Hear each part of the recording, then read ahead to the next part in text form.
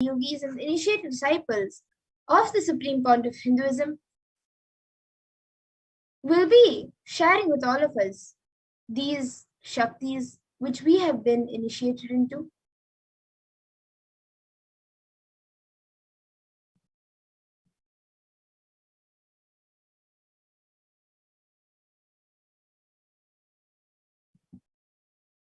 And in today's Bhava Samadhi Darshan, all of us will be receiving the initiations into the third eye awakening and various other powers with the blessings and grace of the Supreme Point of Hinduism. So all of us will be manifesting the following powers of third eye, which is seeing with the eyes blindfolded. And for those of you who might be wondering where the third eye is located and how it works, the third eye is a cosmic browsing center located between the brows, which upon initiation, one can manifest powers and see through the third eye just as you would with your two eyes. So now let's see what are Shaktis, the science behind the Shaktis. In the Vedagamas, the source scriptures of Hinduism, Paramashiva reveals in elaborate detail that every human being is hardwired to be able to manifest 463 plus extraordinary Shaktis, the divine powers. And manifesting powers are described as a system, method, and science for human beings to explore the various possibilities and powers and have access to various states of consciousness. Shaktis manifest from the fundamental cognition that you are a divine. You need to manifest the divine and not that you are a man and you need to reach the divine.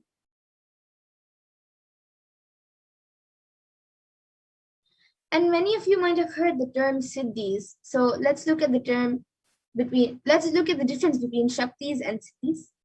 So Shakti is expressed from the space of enlightenment as a side effect of feeling connection with the Guru and high integrity with the divine and Guru, and are a source of enlightenment, whereas Siddhis are powers that manifest from tapas or penance for enlightenment and are on the path of enlightenment.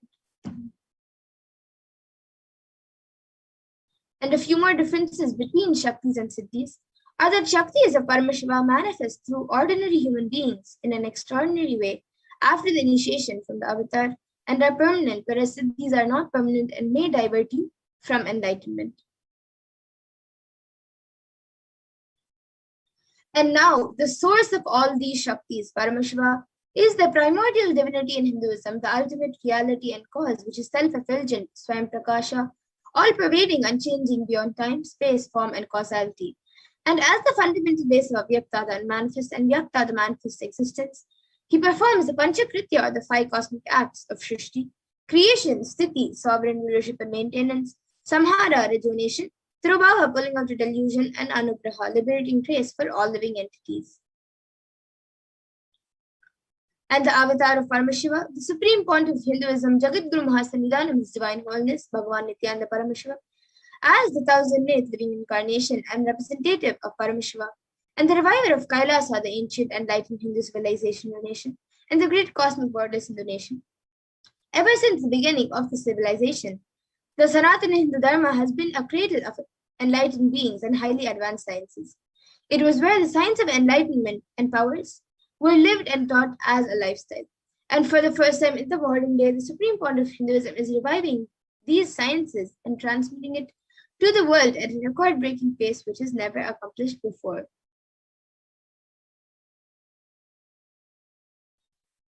And all of this knowledge and science of the power manifestation, Shaktis, are passed down from one generation to the next through Diksha, which is initiation by the enlightened Gurus.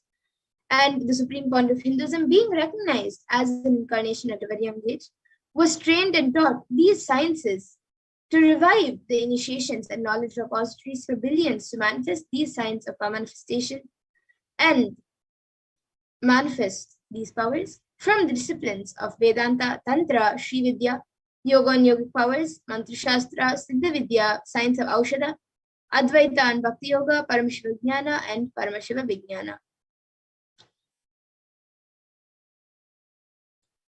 And now let's see how we can awaken these divine Shaktis in us. So every ultimate truth, Jnana, is mapped into your consciousness, Prajna, and manifests as a possibility and power of every being, Prajnana.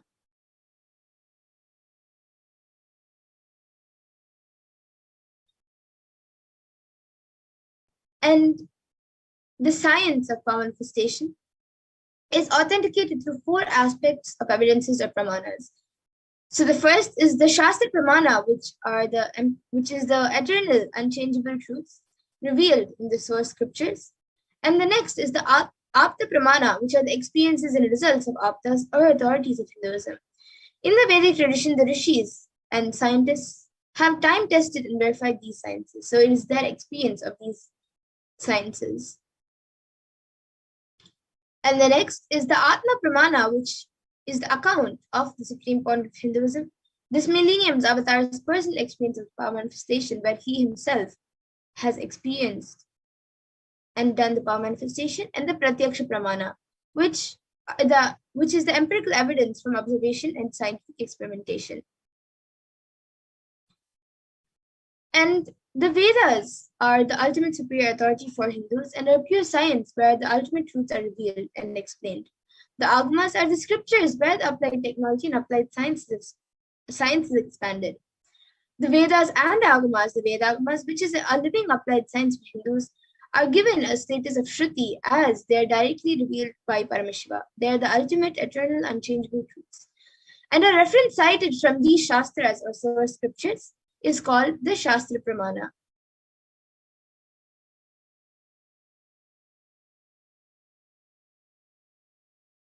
And now, let us get ready to witness a very unique and exciting demonstration of the power of third eye.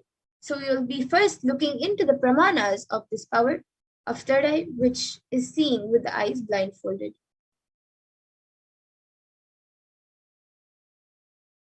So the Shastra Pramana, the scripture reference for this power, comes from the Vijnana Bhairava Tantra.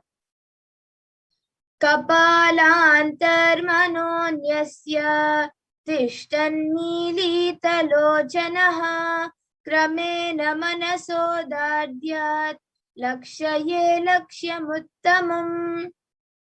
And the translation for this is, by fixing the mind on the inner space within the crown center and sitting stably without any movement, having the eyes closed in succession, by that stability of the mind in inner space through the power of the third eye, one directly sees the ultimate goal lakshyam by having the vision beyond the sight that reveals any object or place, attaining the space of oneness with the source, Paramashiva. And the next is the Apta Pramana, where Krishna initiates Arjuna into the power of third eye. Natumam shakyase drashtu manenaiva swachakshusha divyam dadami te chakshuhu pashyam me yogamaishwaram. So in this verse, Bhagavan Krishna says to Arjuna, but you cannot see my cosmic form with these physical eyes of yours. Therefore, I grant you divine third eye vision. Behold my cosmic opulence. So in the Hindu Purana Bhagavad Gita, Bhagavan Krishna initiates Arjuna into the power of third eye to behold Bhagavan Krishna's Vishwarupa Darshan, the vision of his cosmic form. And in the 11th chapter of Bhagavad Gita, which describes and which contains the description of Bhagavan Krishna's cosmic form, is completely narrated by Arjuna as he sees Bhagavan Krishna through his third eye. And the next is the Atma Pramana in Swamiji's own words. The first experience is that I was able to see everything around me, above me, the whole 360-degree, 10 directions, below me, everything. I realized not only I was able to see, I was able to feel, experience all of that as me. So this is what was told by the Supreme Point of Hinduism himself as his experience of the power of third eye. And the next is the Pratyaksha Pramana, which is the empirical evidence from observation and scientific experimentation. So as all of you can see, using a PET, a positron emission tomography, the brainwaves of the Supreme Point of Hinduism himself was measured. And it was compared, the metabolic cells were compared, the activity of it.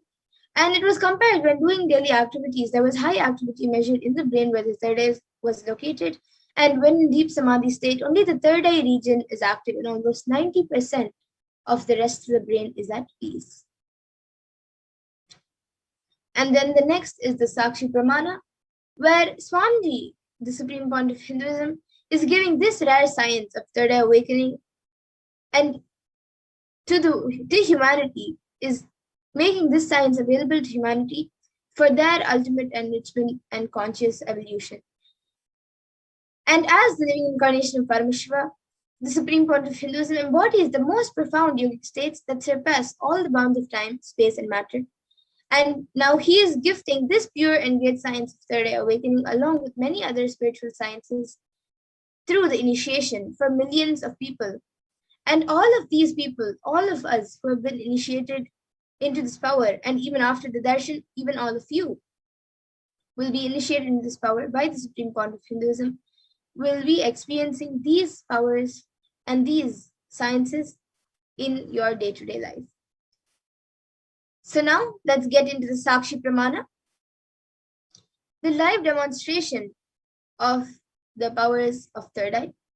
So we will be back in just a few minutes to witness the power of third eye. So please stay tuned. We will be back.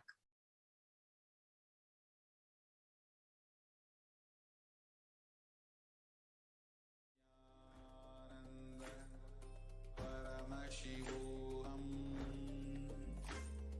Om Nithyananda Paramashivoham. Om Nithyananda Paramashivoham. Om Nithyananda Paramashivoham. Nithyananda Paramashivoham. Om Nithyananda Paramashivoham. Om Nithyananda Paramashivoham. Om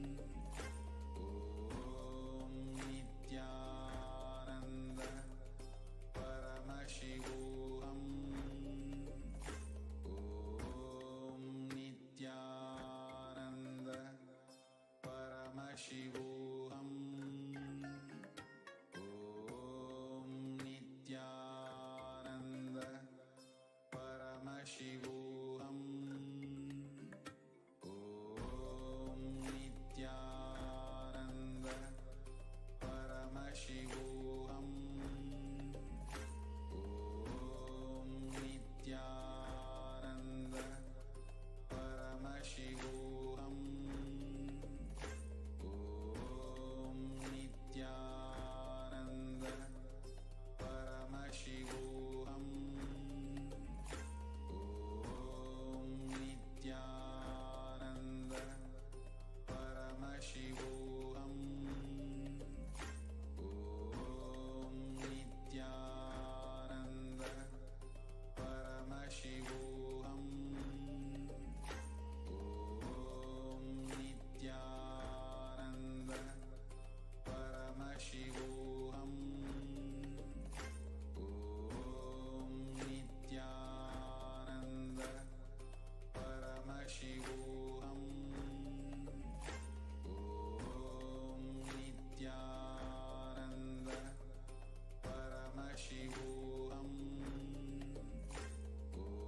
Om Nithyananda Paramashivoham. Om Nithyananda Paramashivoham. Om Nithyananda Paramashivoham. Om Nithyananda Paramashivoham. Om Nithyananda Paramashivoham. Yes, now we will be getting into the live demonstration of the power of third eye.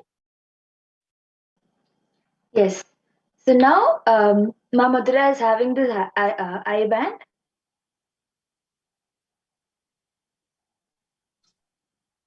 Yes, ma, you can show the eye band. So as you can see the eye band, it has sponge attached to it with two openings, two holes into which anybody's eye will go and stick, and the sponge will not let any light to enter into the eye band. So this eye band will be put on Ma Madura's face by a volunteer, and she will not be able to see anything because there will be no kind of light that will be able to enter inside. Yes. So now request the volunteer to put it on.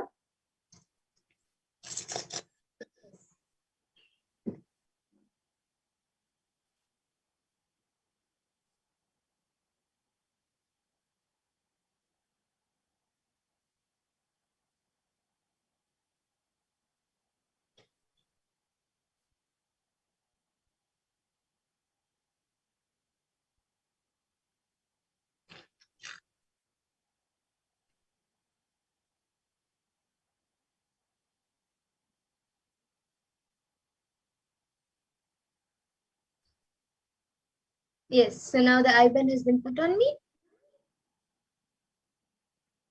So you can show left, right, up and down, Mamadura.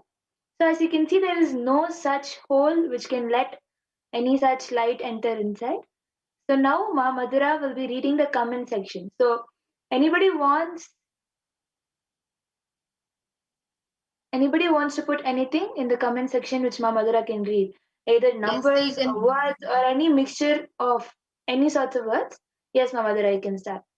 Yes, so anyone watching us live on YouTube, you can put it as Ma Pragyana said. You can put anything you would like. The last comment we have is from Yashodharan, who has put Nithyanandam. And anyone else also watching us can put in your comments. You can put in a sequence of emojis, a sequence of words, numbers, anything. And in the meantime, I also have this Bhagavad Gita decoded book with me.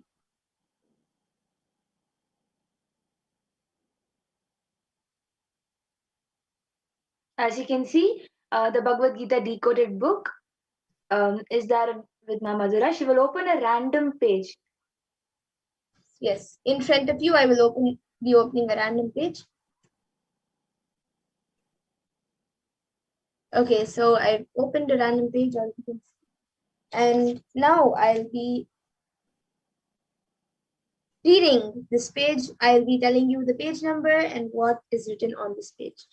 So this is page 776 and 777. And on page number 776, it says, in the Chandogya Upanishad, Aditya is the name of Sri Vishnu in his Vamana avatar. In the 10 incarnations of Sri Vishnu, Vamana is the 5th incarnation as a small Brahmin boy. When King Bali of the demon race was performing a series of fire rituals to attain supremacy over the universe, the demigods requested Vishnu to prevent Bali from conquering the universe. On King Bali's last fire ritual, Vishnu appeared as a small Brahmin boy. The king, as per the custom, respectfully welcomed the Brahmin boy and offered to give anything that he wished for. Vamana asked King Bali to give him 3 steps of his land as his property. Once Bali consented, Vamana grew from the size of a small boy to a huge figure. He stepped over the entire earth in a single footstep. In the next step, he stepped over the heavenly worlds. Having thus conquered the worlds, Vamana asked Bali where he could place his 3rd step. Having nothing else to offer, Bali offered Vamana his own head. Vamana placed his foot on Bali's head. The history symbolizes how arrogance and pride leads to one's downfall, since all possessions are temporary and of no inherent value. Surrendering only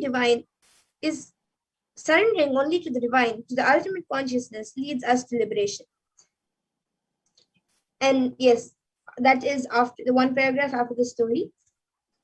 So if you can see. So as you can see, actually, you can see that what story Ma Madhura was telling from the Chandogya Upanishad, where King Bali, the incident of King Bali and Vamana, exactly that story is what is there in this page. Yes, and I think we have a comment right now from Ma Deborah Anderson, who has put gratitude to you. And anyone else watching us right now, I think the YouTube comments is in the members only mode. So if you're a member, you can post your comments in the chat, in the YouTube comments, live comments box, and I will be reading it out.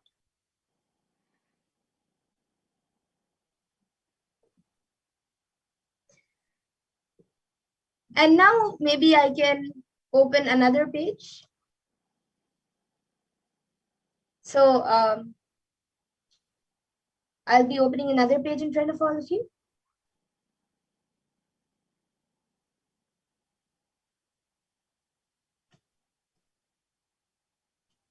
Okay, so this page is page 1128, and then the next page is actually 1129, but the number is not written on the page because it is the first page of the 16th chapter, the Daivasura Sampat Vibhaga Yoga.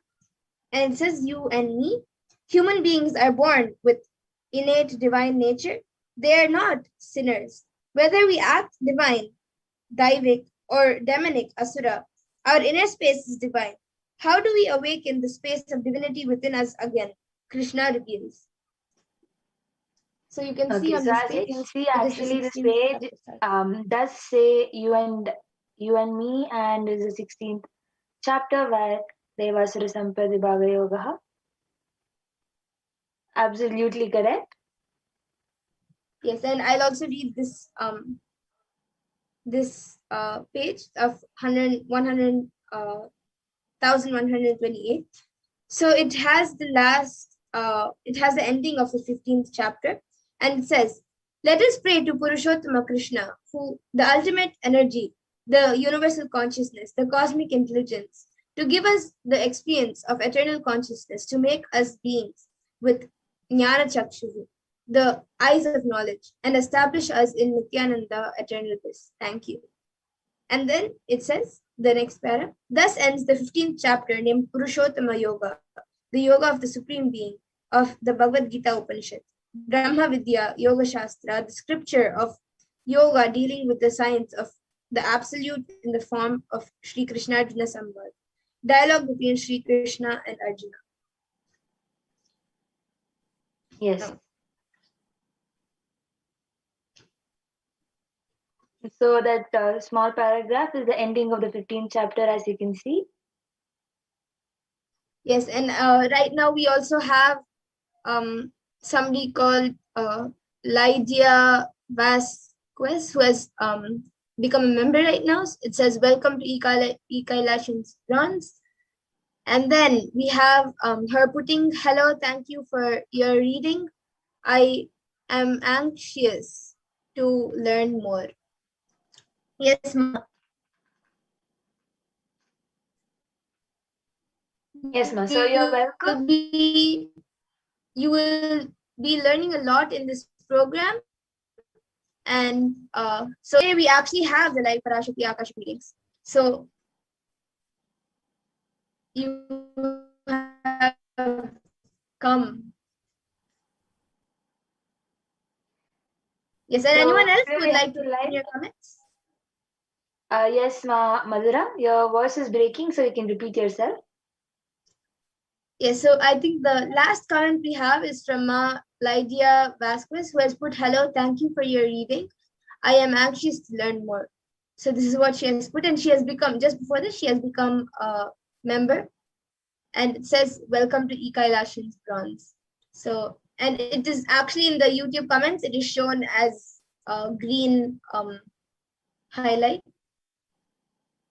Yes. And in the So profile picture area, it has a L. As you can see, exactly whatever was revealed was actually there in the chat also. So now we will be entering into the next power. So Ma Madhura, request the volunteer to remove Ma Madhura's IBAN.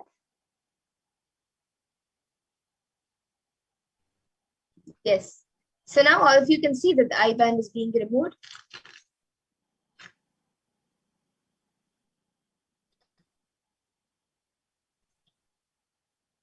You can see Yes. it's the exact same I-band that was placed. The I-band was not changed after showing it to you previously. It is the exact same I-band that was being put on top of Mama Madhura's eyes. Yes. And now we will be getting into the next power of body scanning. So any of you who would like the power of body scanning, where we will be scanning your body, you can put it in the comment section.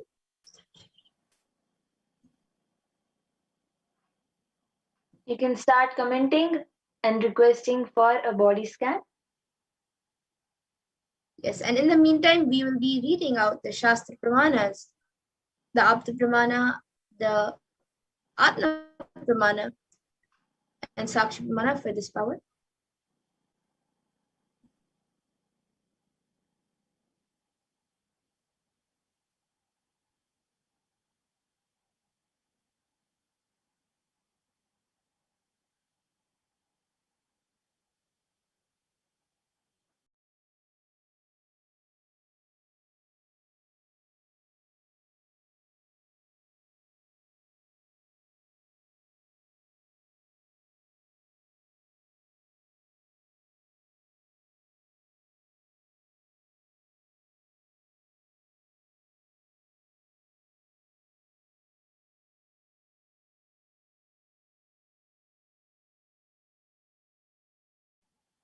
So now we'll be entering into the power of body scanning.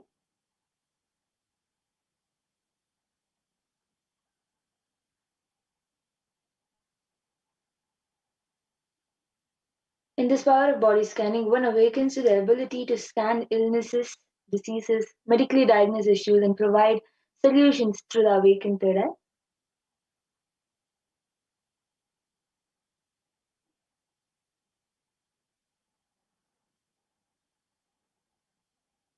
So the Shastra Pramana to manifest the scriptural reference to manifest this power of body scanning is Swadehe Jagato Vapi Sukshma Sukshmatarani Cha Tatvani Yani Nilayam Dhyattvante Vyajyate Param. Bhagavan Paramashiva says, cognize deeply that from the subtle to the subtlest constitutive principles of your whole body, Swadeha, or of the whole universe, simultaneously consist of the essential reality. They are being absorbed in their source cause, Paramashiva. By the experience of such restful awareness, one becomes complete from all thoughts, and the ultimate universal divine power, Paradevi, Parashakti, is revealed, and the supreme power manifestation happens.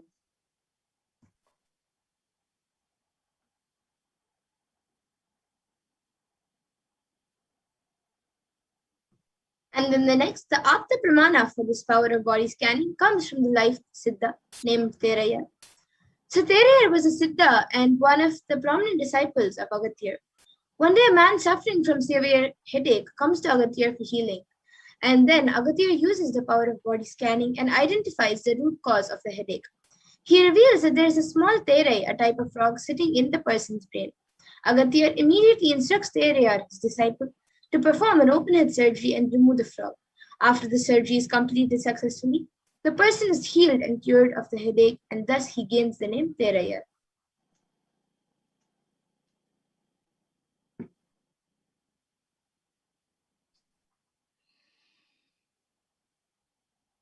The Atma Pramana being account from Supreme Pontiff of Hinduism, Jagadguru Mahasannidhanam, His Divine Holiness Bhagavan Nithyananda Paramashivam's life that time tested and authenticated the science.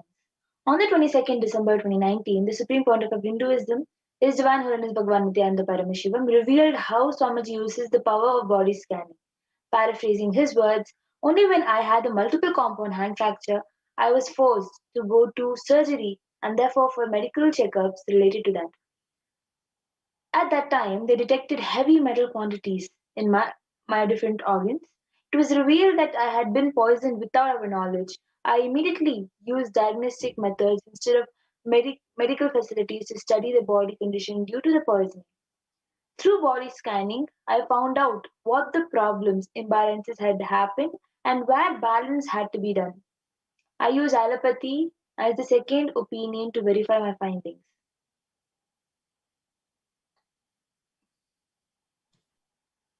And now the Sakshi Pramana, all of you can see few of the screenshots taken from social media where few of the thousands of the disciples who have been initiated into these powers have shared their experience of how they have manifested the power of body scanning.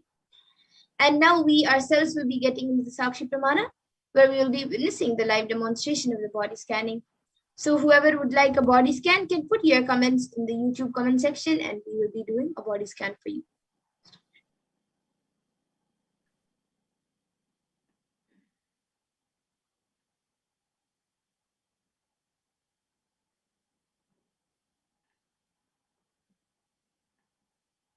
Yes, so we have Ma Lydia Vasquez who has put she would like a body scanning. So Ma Pregnana, you can start doing a body scanning for Ma Lydia Vasquez. And then we also have Ma Deborah Anderson who has put a request for body scanning. So now I will be doing a body scan for you, Ma. So Ma Lydia Vasquez and Ma Deborah Anderson, both of you are getting a body scan. We will be chanting the Bhava starting. Om Nithyananda Paramashivoham. Om Nithyananda Paramashivoham. So, Ma, I was able to see that there is some sort of clot kind of thing that is forming in your calf muscle, which just needs little bit of a wet cloth or hot cloth kept on top of the calf area. I was able to see that it is just because of the um, not it is just because of the stagnant how stagnant it is stayed. It is due to that the clot is forming. So the solution I was able to see is for you to keep some hot cloth on top of your calf muscles in your leg. It is not physically seen outside, but you face some pain in your leg, and I'm able to see that this is the reason you were feeling the pain, and the solution is to keep hot cloth. And I was also able to see that there is some mist which is forming in your esophagus area. So I was able to see that you need to cleanse it by having castor oil. So this is what I was able to see. Okay, and I also see her asking a body scanning for especially on the female organs. So maybe you can continue the scan, Ma, and give a solution. And for Ma Deborah Anderson, Ma, I was able to see that for you, there are a few allergies getting created in your body, especially in your skin. You're having like your skin has become, especially like few areas near the hand, like in your arms and then in your neck. I was able to see the skin there has become very sensitive, and there's few allergic reactions happening on your hand and on your neck and other parts of the body also, but in like more or less, but mainly it is affecting on the hand and your neck.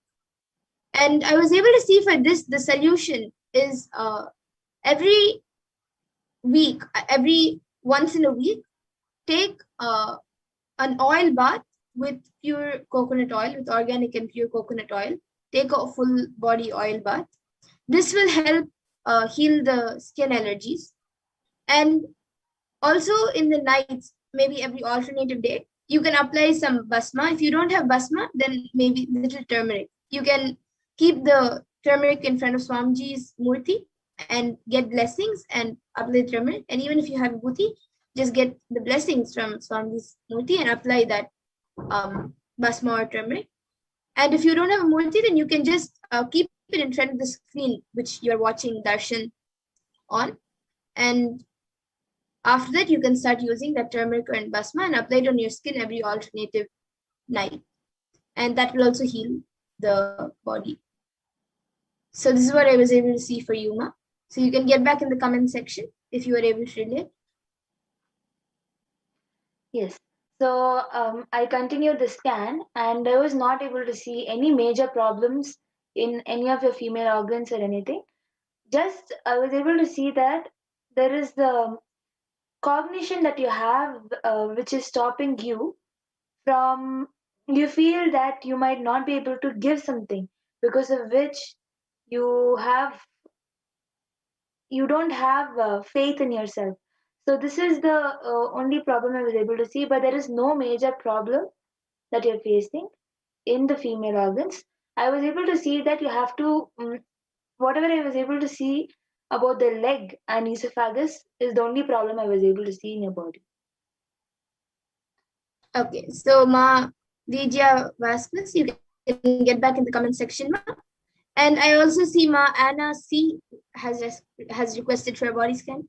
So yes, Ma, I will now be doing a body scanning for you. Ma Anna C, we will be doing a body scanning for you now.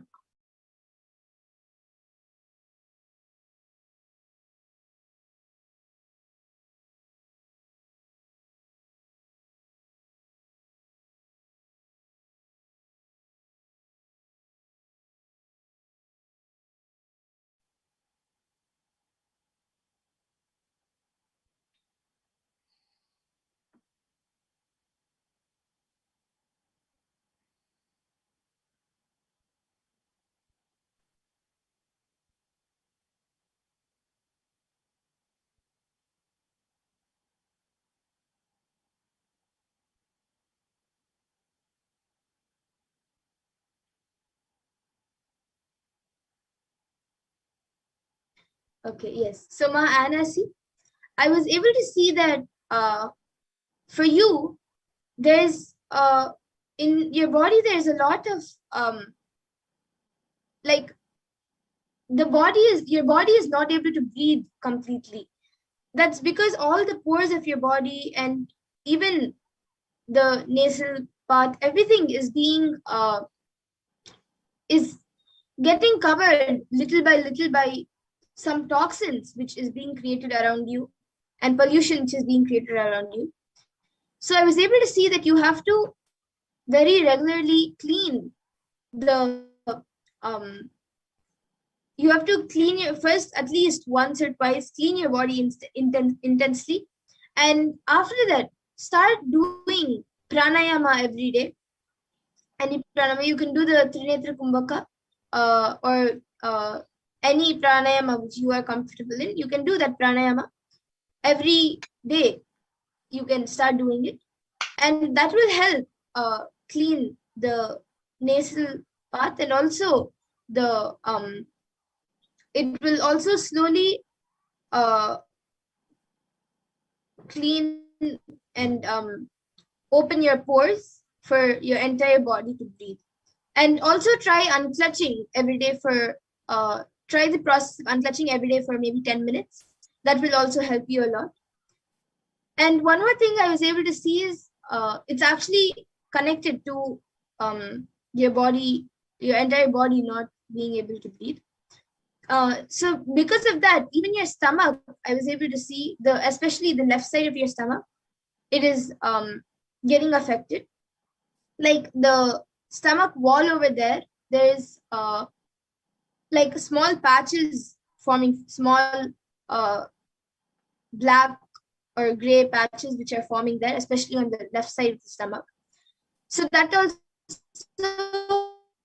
you will have to you can do the panchakriya, or you can have neem juice every day in the morning. That will help to clean the stomach also. And also apply little from outside. You don't have you can of course drink castor oil also, but along with that you can heat up the castor oil a little bit and apply it on the left side of your stomach outside, and allow the oil to get into your body. Don't completely rub it, just apply there and let your body soak the oil by itself. So that will also help in healing your body. So you can also get back in the comments. And I now see Ma Deborah Anderson who has put thank you, correct.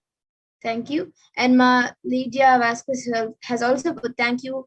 I was on my knees watching the video and my legs were hurting. Okay, yes, Ma. Thank you, Ma Deborah Anderson and Ma Lydia Vasquez for getting back. And Ma Anna C, you can also get back in the comment section, Ma. And now with this, everyone else would like a body scanning, and everyone else who's watching us right now, we will be coming to the conclusion of this. Yes, I see Ma Ainar's Avatans who has put for body scanning. Now in the interest of time, we will have to move on to the next segments. But of course, every day at 2 a.m. IST and 4 p.m. IST, we will be having the preparations for the Parashakti Akashic readings, and the power manifestation segment will be there. So you can again join us and request for body scanning. As now in the interest of time, we will have to move on to the further segments. Yes, I also see Ma Anna C has put amazing, thank you. Yes, Ma, thank you for getting back. And now with this, we come to the conclusion of the session. And we will be moving on to the further segments where we will be learning more about Devi Parashakti. So please stay tuned and we will be back after a short break. Thank you, Nithyananda.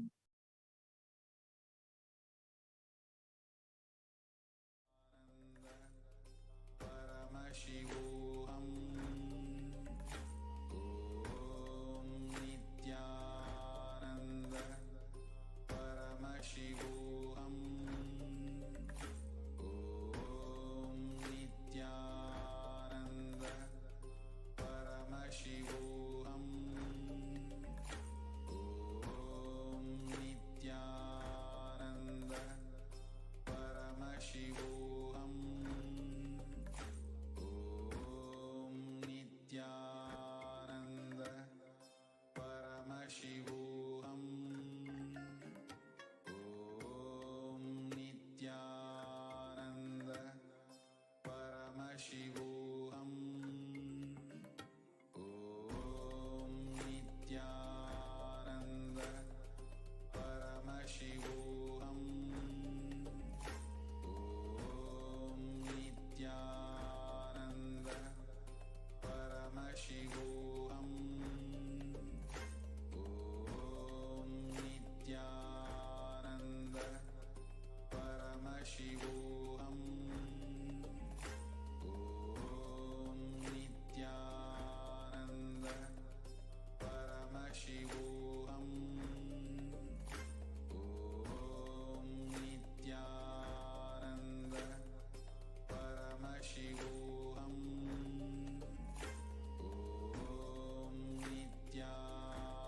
Om Nithyananda Paramashivoham.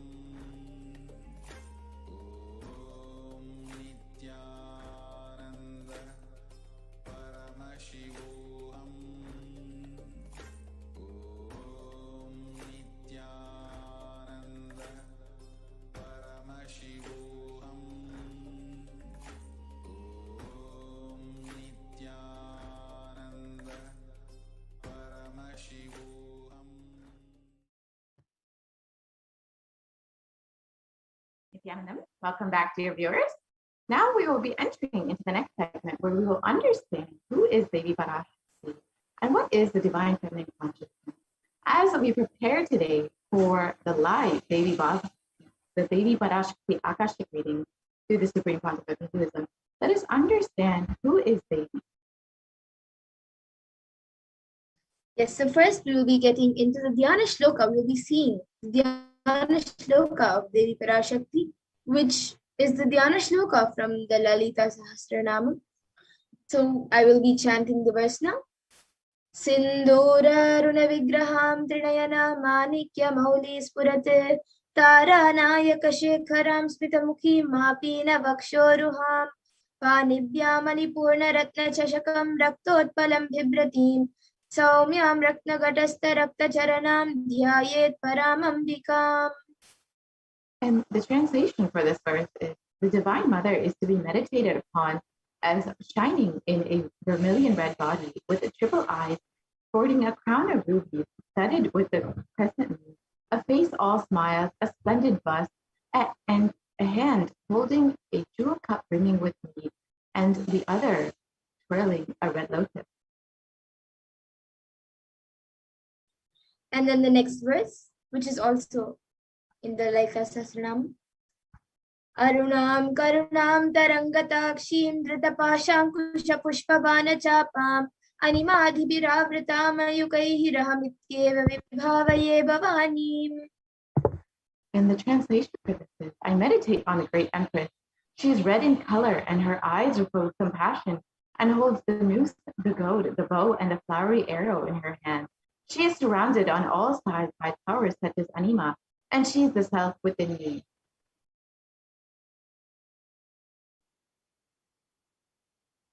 And then Devi is the ultimate pure feminine consciousness. Parashakti is the cosmic mother, and it is in her cosmic womb from which billions and billions of universes come out and go in. It is the source where the Big Bang and black holes go on. Parashakti is the source Shakti, the source energy, the source power, from which all of us came, in which all of us are in even now, and which all of us are going to merge into.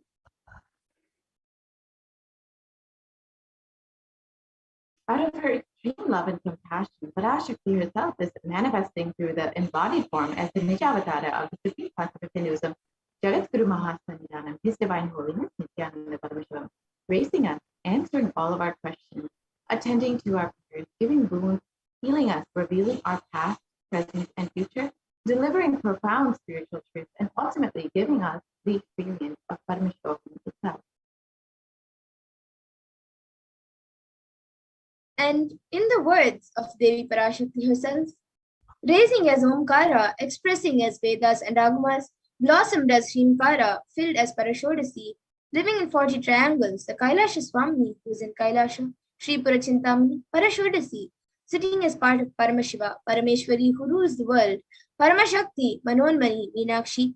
As Nithyananda, I took Nijavatara here to give good boons to everyone, to bestow all goodness, Hiranyagarbha Swarupini, Brahmanda Yoni, Shami, Chandramauli, Rapala, Aparna, Uma, Parvati, Savitri, Navayavana, Samrajya Lakshmi, Parameshwari, Parashodasi. As Nithyananda, Meenakshi, taking the form of Nithyananda, I came here as Nijavatara with great compassion. I am blessing. Listen, people, to do good to all of you, I took the form of Nithyananda and came down as Nijavatara.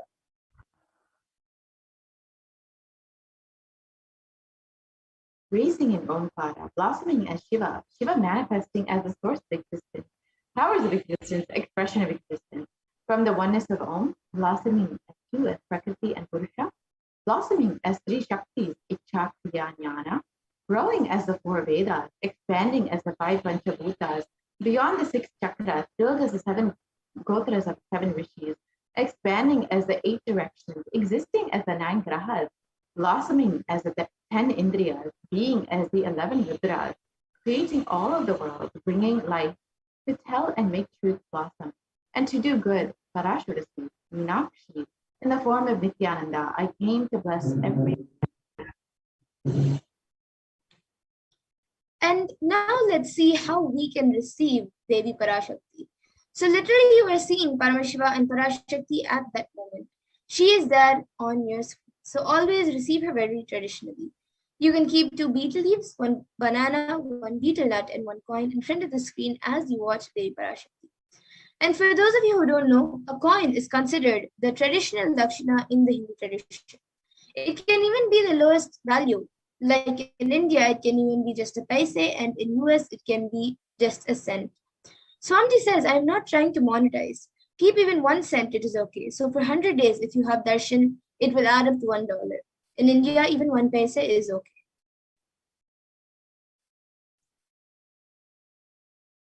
Offer that to Devi after darshan is over.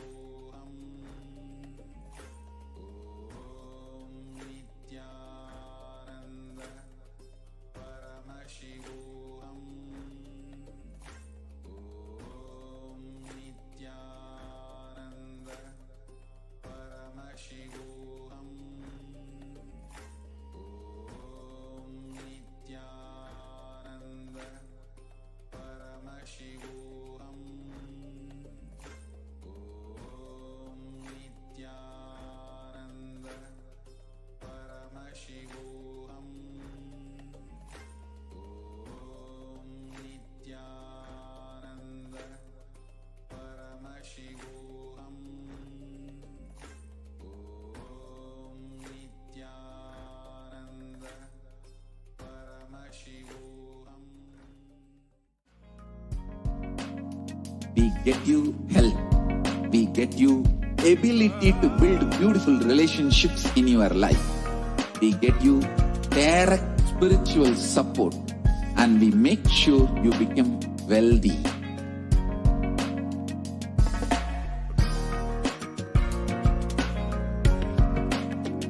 We won't stop giving you just good life.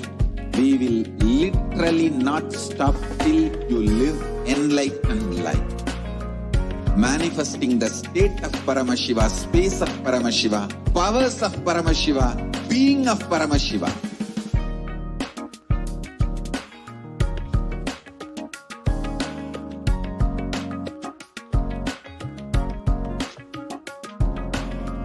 Whole world should become Kailasians. I want the whole world to know Hindus have something great to contribute to the world.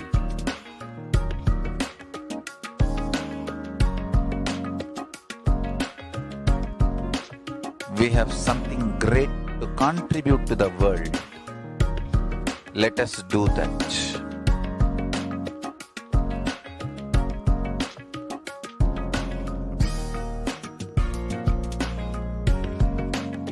Kailasa is proper customized spiritual service helping you to identify your root patterns of suffering. We have perfected the science of helping every individual from every cultural, religious, nationality background.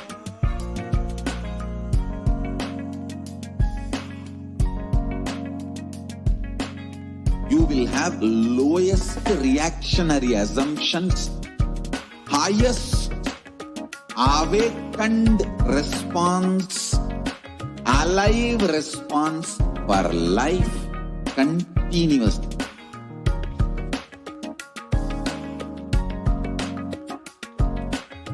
Kailasa is enlightenment ecosystem, literally enlightenment itself in your own home, wherever you are. Proper customized spiritual service helping you to complete with your life negativity, withdrawal from life, self-hatred, self-denial, self-doubt, so much of tiredness, laziness. We can support you aligning your diet, your attitude, your aptitude, your understanding about life. We can help you with everything.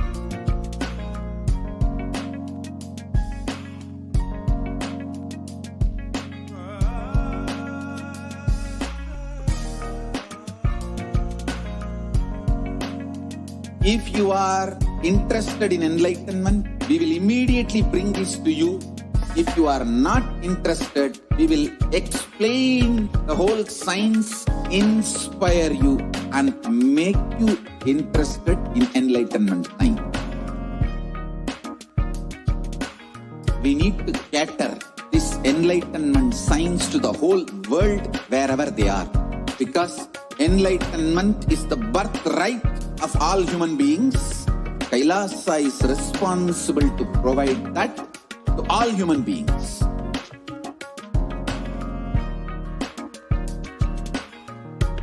Kailasa is the totality of the knowledge I received from my gurus and practice manifested in my life, perfected by teaching millions of people from all cultures, time zones, backgrounds, genders, nationality, race, from every creed.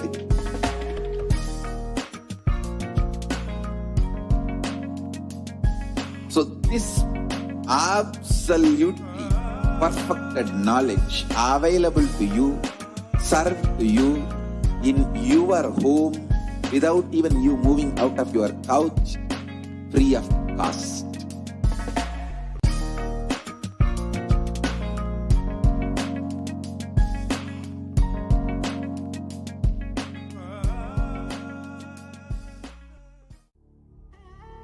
What I mean by the word Kailasa, listen intensely. Enlightenment ecosystem, literally enlightenment itself, in your own home, wherever you are. If you cannot come to Kailasa, it's okay. Kailasa can come to you. Kailasa coming to you is Kailasa.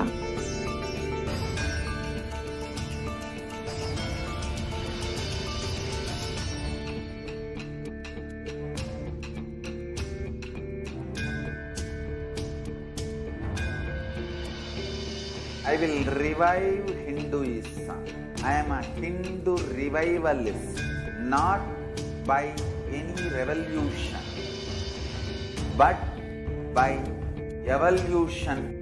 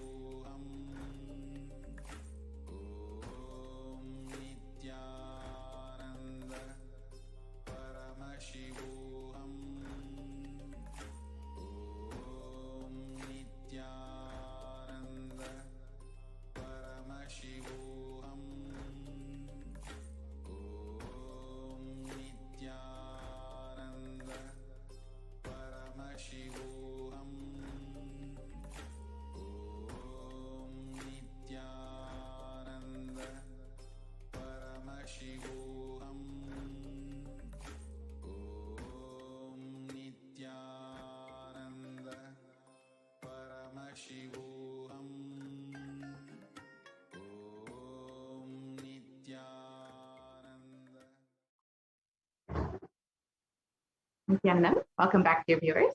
Now we will be entering into the next segment where we will understand some of Devi Parashakti's revelations to humanity and how we can survive the spread of that.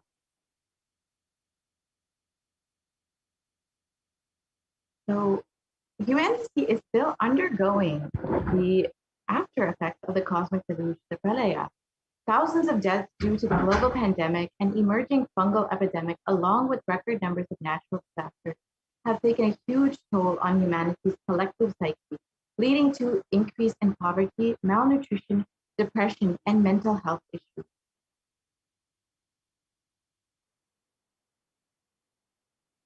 So what has caused this? Who is behind this? How could we have avoided this? What is the solution for this? In this segment, let us go through a scientific and statistical analysis of Devi Parashakti's revelations on the cause and the solution for this pralaya.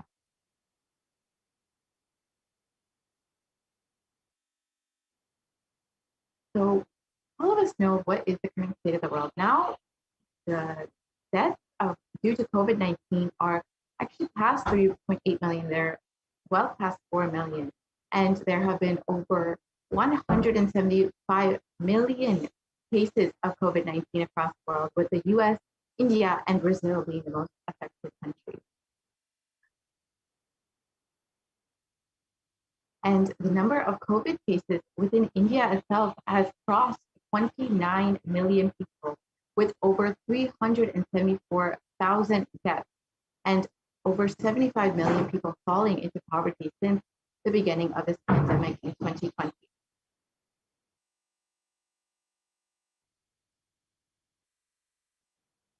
And as the deaths due to COVID-19 and the rate of poverty increase, so have the rates of depression and anxiety and suicide increased within the country. Over 6.5% of the population is suffering from some form of mental illness, with a suicide rate of 10.9% for every 1 lakh people. The suicide is one of the biggest causes of death in the age group of 15 to 24, and the average suicide rate in India is 10.9 for every 1 lakh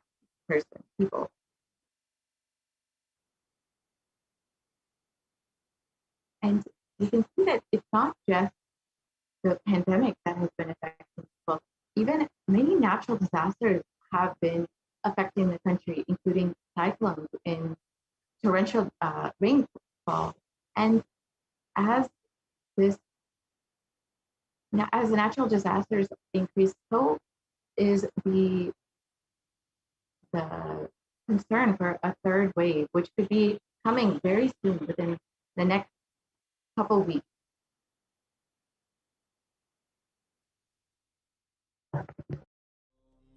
Nithyananda Paramashivoham.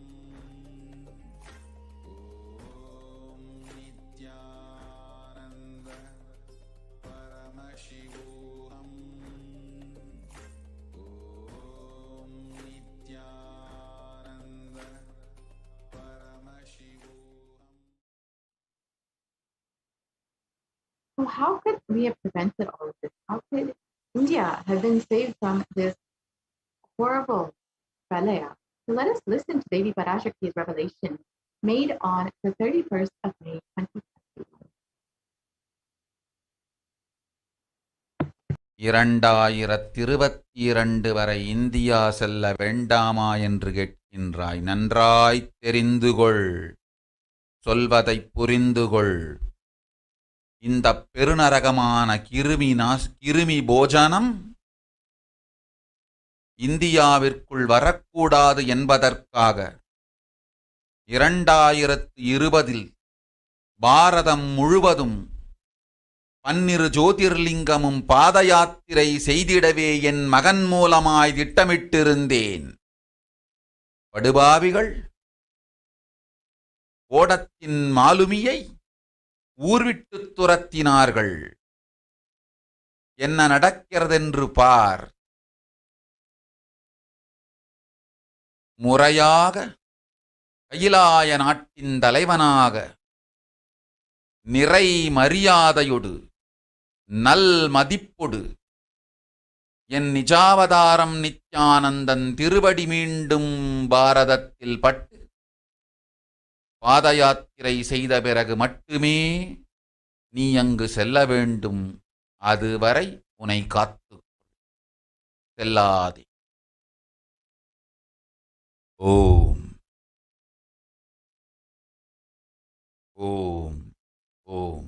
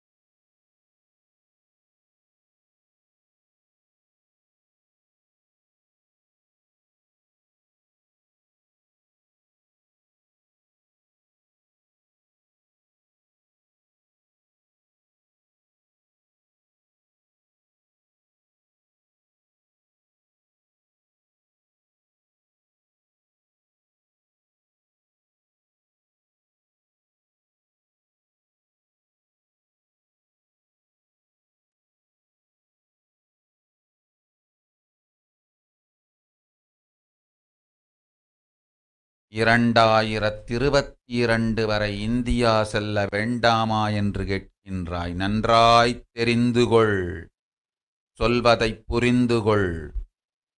இந்த பெருநரகமான கிருமி போஜனம் இந்தியாவிற்குள் வரக்கூடாது என்பதற்காக 2020 பாரதம் முழுவதும் 12 ஜோதிர்லிங்கமும் பாத யாத்திரை செய்திடவே என் மகன் மூலமாய் திட்டமிட்டிருந்தேன். படுபாவிகள் ஓடத்தின் மாலுமியை ஊர்விட்டு துரத்தினார்கள். என்ன நடக்கிறதென்று பார். முறையாக கைலாய நாட்டின் தலைவனாக நிறை மரியாதையொடு நல் மதிப்பொடு என் நிஜாவதாரம் நித்யானந்தன் திருவடி மீண்டும் பாரதத்தில் பட்டு பாத யாத்திரை செய்த பிறகு மட்டுமே நீ அங்கு செல்ல வேண்டும். அதுவரை உனை காத்து செல்லாதே. ஓம் ஓம் ஓம்.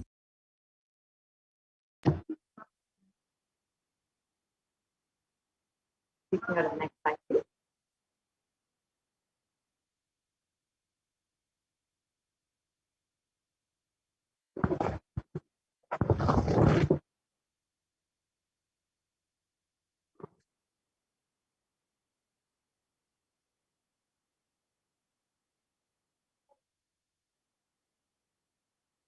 And the translation for Devi's revelation are, for this huge Bhimi Bhojanam do not happen to come to India. In 2020 itself, I had planned to do the Padayatra throughout India and to the 12 Jyotirlingas through my son, Swamiji. They chased the captain out of the ship, out of the country. See what is going to happen.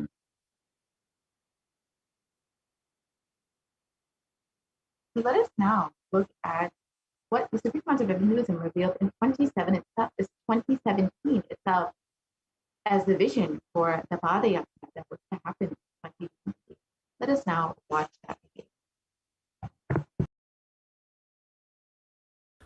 Want to do 1 year Padayatra specially for this purpose in 2020. 2020, planning for a full year. I'm going to walk from Rameshwaram to Amarnath. 1 year with 10,000 people, just walking all over India to spend time with people. 2020, there will not be any program other than Padayatra and just spending time with people. Just walking. Of course, 10,000 people will be walking with me. Maybe 200 vehicles to carry our food and all the other items, transportation. Enjoying the river banks, forests, and time with nature. 10,000 people manifesting powers, walking from village to village. What do you think will happen?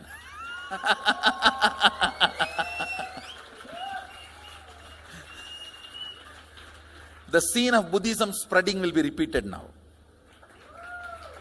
How the Buddhism spread. 10,000 monks walking from village to village. What will happen? That's only monks. Here power manifesting. 10,000 people. The whole village will be manifesting powers.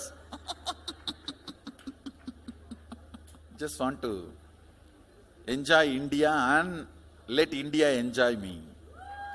So planning for next year Kumbh Mela 2019, next year January Kumbh Mela.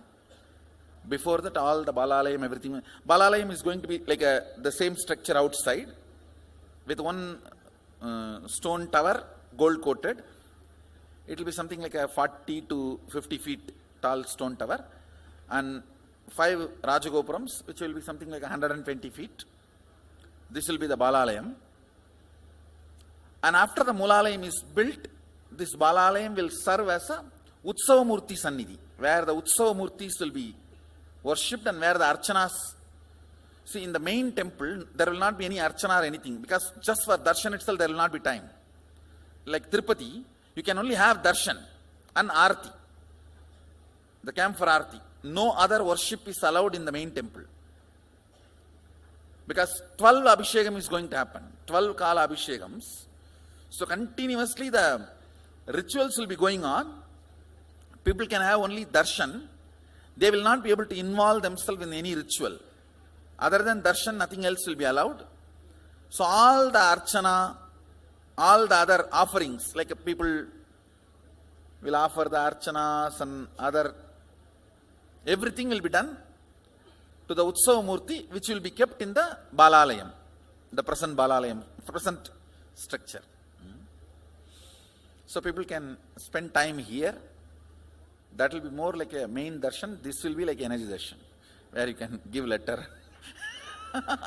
get response. So by next year, the Balalayam will be ready. So 2019 full year I will be conducting the programs and everything. 2020 will be the one full year Padayatra, walking. From next year Jayanti, means 2019's Jayanti to 2020's Jayanti. Full year, Jayanti to Jayanti will be Padayatra. Before that, we will make 10,000 people power manifestors. It will be sannyasi, brahmachari, grihastha, all put together. 10,000 people will be walking. What a scene it will be. I think that is the only way the revival of Sanatana Hindu Dharma can be done. I need to get into the ground where people can see me, where they are living. I can't be waiting for people to come where I am living. Now I am sitting in one place to prepare these 10,000 people and make the science completely user-friendly. For that only I am sitting and working. So I have given 2 years for me now, 2018 and 2019. So 2020, before that 10,000 people will be ready to walk with me, manifesting powers. We will literally solve every person's problem in every village. The way we are walking, the path, route we are taking, physical healing or mental healing, or it's a too big visualization. How will you visualize? What will happen if 10,000 power manifestors enter into a village and ask people, tell me your problem now, come on, let's sort it out. Understand, 1200 years before in Tiruvannamalai temple carvings, how the baby will be in the womb in 2nd month, 3rd month, all that is detailed way carved, it is there. Which scanning machine was there in those days other than the third eye? Very detailed carvings are there. Even Srirangam temple, the whole carving is there. Srirangam temple gives a week by week the whole picture of male baby and female baby. Any of you have seen that? Srirangam Rangaraja Mandapam, it very clearly portrays. There will be one Rangaranga Gopuram. In that next to Rangaranga Gopuram, there is a Rangaraja Mandapam. We have already collected some chunk of 80-90 to be displayed in this Balalayam. Work is going on all of that. We are also going to tell you the science of temple building story as per Agama and as per practical village level, ground level, all that. In those days, 2000 years before, when this Cambodia and all these civilizations were flourishing, two community from India moved. One is agriculture community, another one is business community. These two community only traveled and installed civilization. Of course, kings went, that is different. But the common civilian, these two community only went. So Nagarattar and Saivavelalar. Saivavelalar agriculture community, Nagarattar business community. So wherever, when they go in the ship, the Saivavelars, they will carry that veil for their protection. Once, if they reach the other side safely, they will just put the veil and start a temple. That is why all the temple outside the India, started by Saivavelars, there will be only veil as a Pradhana Murti. Pattumalai Murugan Goil, Tannimalai Murugan Goil, Gedaram Murugan Goil, Nallur Murugan Govil, Sannidhyan Sannidhi Murugan Goil, all these temple.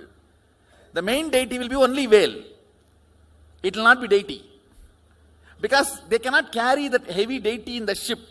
It will only be the veil. And all the temples started by Nagarattar will be Kavadi. Because they will carry everything in the form of Kavadi. So the moment they reach the other shore, they will worship the Kavadi and the screen cloth covered by Kavadi. Kadirgaman, Darachila, Murugan. All the major temples started by Nagarattar. The Kavadi and the screen only will be the deity. All the temples started by Savavelalar, only the whale will be the deity. So this is the way the temple started. This temple planting and temple spreading. We are going to tell you all this history also as like a exhibition when you come next time to see our temple. There's a lot of juicy information on history of temple building. That's going to be one of my big contribution also, this temple building science. I'll be known for common mass for my Gurukul and temple. Common mass will never understand all this Vidyapadam and life is continuous rhythm, Sami Onnada, all that. They will remember me only as the Gurukul kids do all magic. That magic Gurukul and big temples. The Swamiji who builds big temples, that's why they will remember. Bhaktan Solanum Payyan Pandiyanume இத பண்ணி வச்சிருக்கானுன்னா நாம என்ன வேலை பண்ணி ஆவணும்?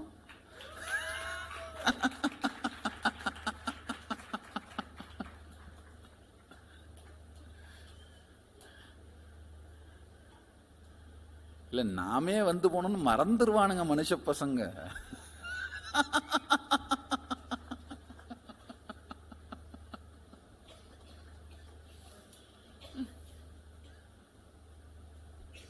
All these are paribhasha.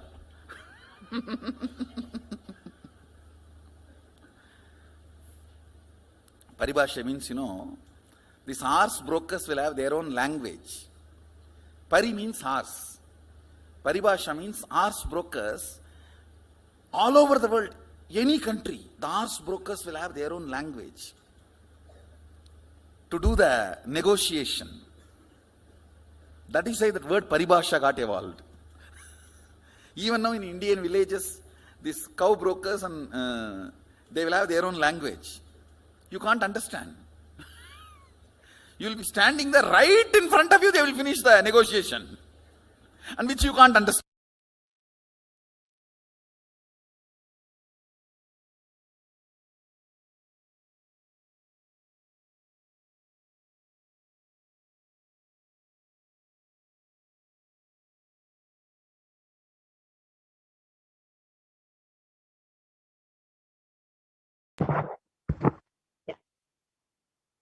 So we can actually pause the screen, stop the screen share for a moment and restart.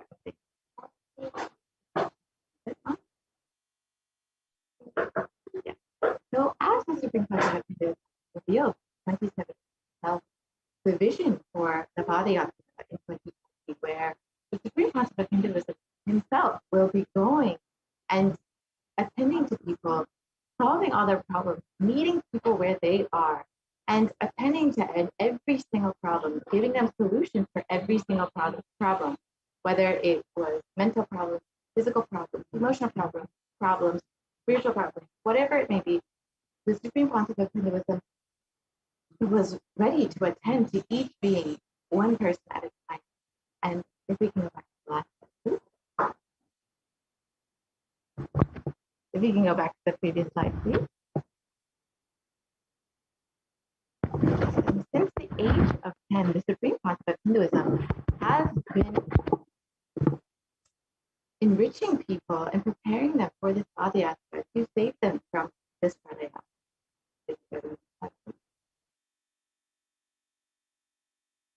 And from that age, the Supreme Council of Hinduism has been enriching and initiating masses into the science of enlightenment through powerful discourses, initiations, and darshans. And here you can see just a few examples of various programs that have been conducted from the early 2000s here in Tamil Nadu in 2005. Here. Next slide. And here in, again, November 2005 in Tamil Nadu. And you can see how many thousands of people were in attendance again in 2005 in Namakkal, Tamil Nadu. You can see how many people were there getting initiated, blessed, and having darshan of Buddhism. You can see more photos in Salem, Tamil Nadu.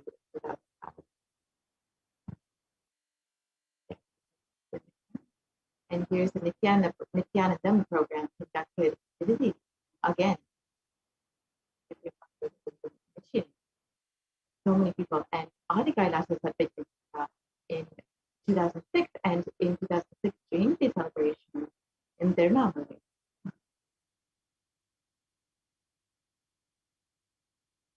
And in 2006 in Chennai, Tamil Nadu, the Nithyananda program, where again many people were initiated. And Adi Kailasa had been with Guru Purnima celebration. How many people were there to receive the blessing of the Supreme Master? And here are more photos of the Bhakti Spurna program and the Supreme Master again initiating, blessing, giving boon to thousands of people. In the Dhyan Spurna program.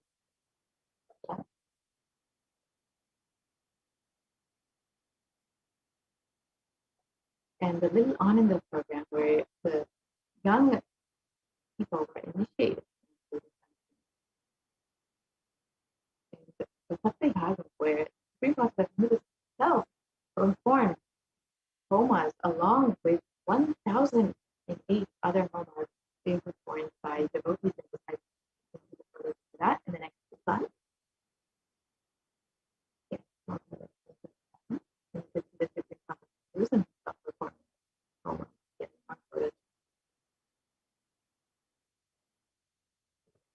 And now it's other programs. You can see the various programs the Supreme Master has been conducting to initiate so many people. However, the anti-Hindu elements have made it nearly impossible for the Supreme Master movement to do the re-energizing process by driving the Supreme Master business out of. And let us listen to Lady Parashakti's revelation on the solution for this, given on the 31st of June. Let us now watch this.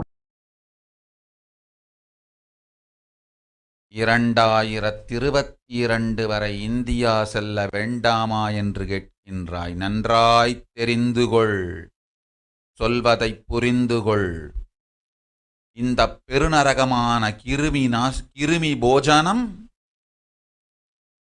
இந்தியாவிற்குள் வரக்கூடாது என்பதற்காக 2020 பாரதம் முழுவதும் 12 ஜோதிர்லிங்கமும் பாத யாத்திரை செய்திடவே என் மகன் மூலமாய் திட்டமிட்டிருந்தேன். படுபாவிகள் ஓடத்தின் மாலுமியை ஊர்விட்டுத் துரத்தினார்கள். என்ன நடக்கிறதென்று பார்.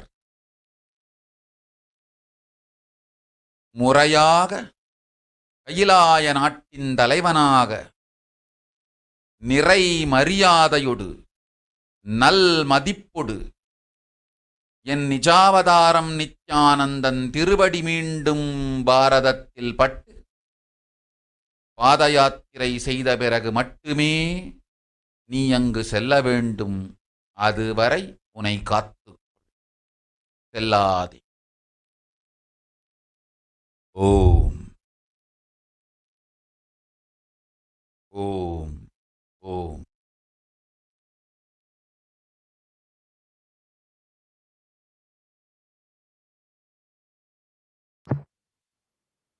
So as the Supreme Pontiff, as Devi revealed that the solution for the pralaya to end within India is for the Supreme Pontiff of Hinduism to be received back in India with great reverence and respect, and to be received as the Supreme Pontiff of Hinduism, and to be able to do the re-energizing process, the Bhava Yatra, to the 12 Jyotirlingas, and to re-energize the 12 Jyotirlingas. Only when this happens will we be able to find the solution for this pralaya. So as we look around, we can see what the great rishis and the Vedic civilization have forewarned as the Kali Yuga, with so much of destruction and so much of death happening. In the Kurma Purana, the sage Vyasa has echoed the Rishi's declarations that the Kali Yuga is the worst of all the four yugas, where man will be his own worst enemy. Let us now look at the translation for that. We can look at the next slide.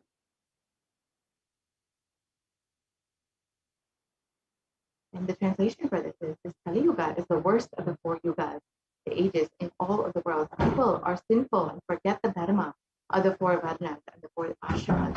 In fact, men are so sinful that no prescribed penance atones for their great sins. The only place which is free from such sins is the great sacred city of Varanasi, the Mahapuri. And again, another reference for in the Kurma Purana that states that Lord Rudra, Paramashivoham himself, is the avatar for Kali Yuga. The translation for this verse is that Brahma is the presiding divinity or Devata, the Lord of the Krita Yuga, the first cycle of time. In the Treta Yuga, the second cycle of time, it is Bhagavan Ravi, Surya, in which appeared Sri Rama. In the Dwapara Yuga, the third cycle of time, the presiding deity is Vishnu.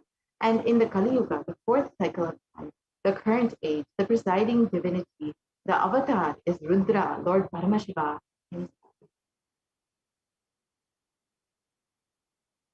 And on the 2nd of January 1978, out of his deepest compassion for humanity, Paramashiva himself descended into the human form in the Nijavatara of the Supreme Pontiff of Jagadguru Mahasannidhanam, His Divine Holiness Bhagavan Nithyananda Paramashivam. And as the Supreme Pontiff of Hinduism revealed, if he had waited even one more year until 1979, it would have been too late. 1979 would have been too late. Let us now listen to the Supreme Pontiff of Hinduism himself speaking of it.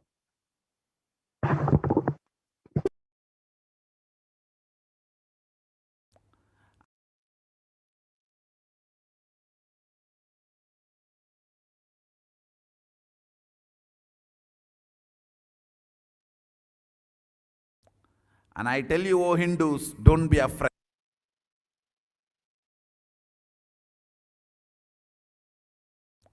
And I tell you, O Hindus, don't be afraid. I am back with the same signs. We are going to be rich.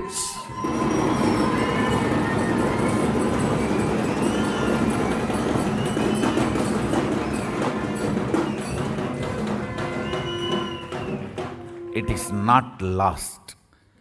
Just the last minute climax before it was going to be put off, have happened.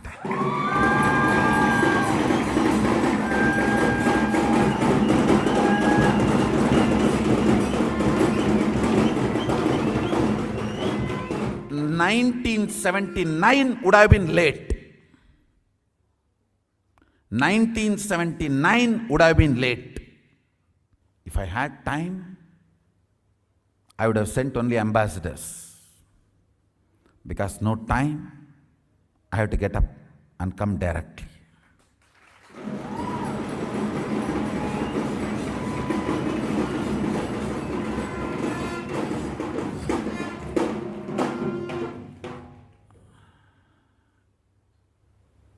O Hindus, feel blessed. Science is not dead. It is available. I have everything needed to bring that science back to life and establish its legitimacy.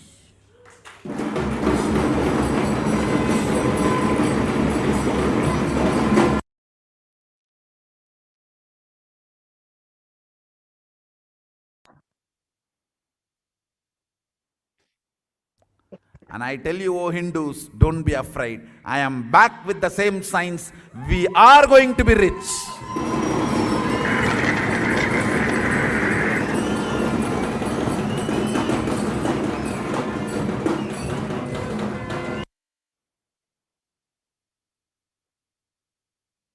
And The avatar's advent on the planet Earth was to protect the world from this great cosmic deluge, to bring them to the new age, the Satya Yuga, and to give the superconscious breakthrough to humanity. So let's now listen to Lady Parashakti's revelation on this.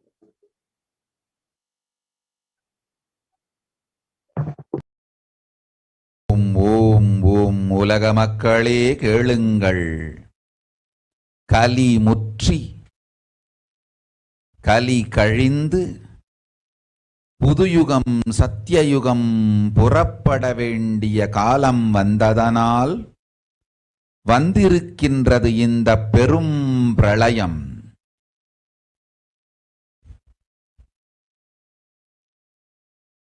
கவலை வேண்டாம்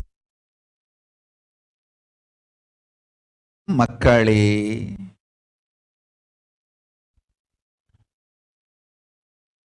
நித்யானந்தன் வடிவம் தாங்கி நாமே இங்கு வந்திருக்கின்றோம்.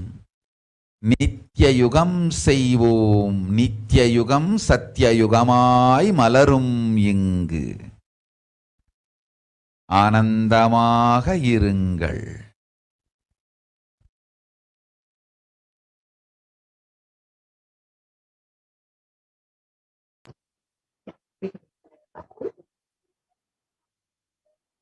People of the world, listen. Kali Yuga has matured, and over time, the time has come for Satya Yuga to happen. So this great pralaya has come. Don't worry, people. In the form of Nithyananda, I myself have come. I will make Nitya Yuga. Nitya Yuga will blossom as Satya Yuga. Be blissful.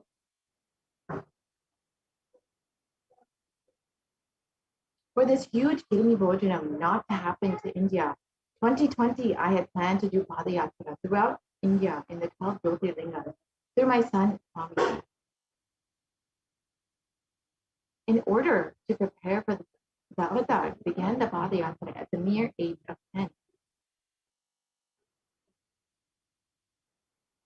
And the Supreme Concept of Hinduism has been enriching people, one person at a time, with the truth of the sacred scriptures and the science of living enlightenment.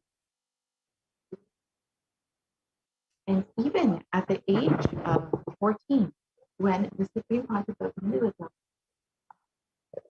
took all his classmates from Kuriyatam to Tamil Nadu, in Tamil Nadu to Tirunelveli, his birthplace, it was a huge spiritual pilgrimage, and all of his classmates still remember this.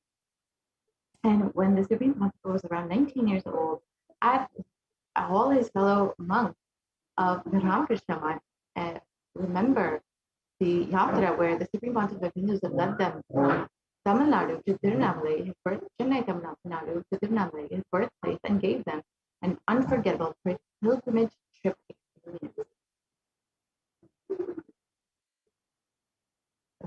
And the Supreme Concept of Hinduism has continued walking the length and breadth of India, reaching more and more people and preparing each one until the Supreme Concept of Hinduism founded the international mission, the Nithyananda Sangha, to revive Kailasa internationally on the 31st of December, 1990.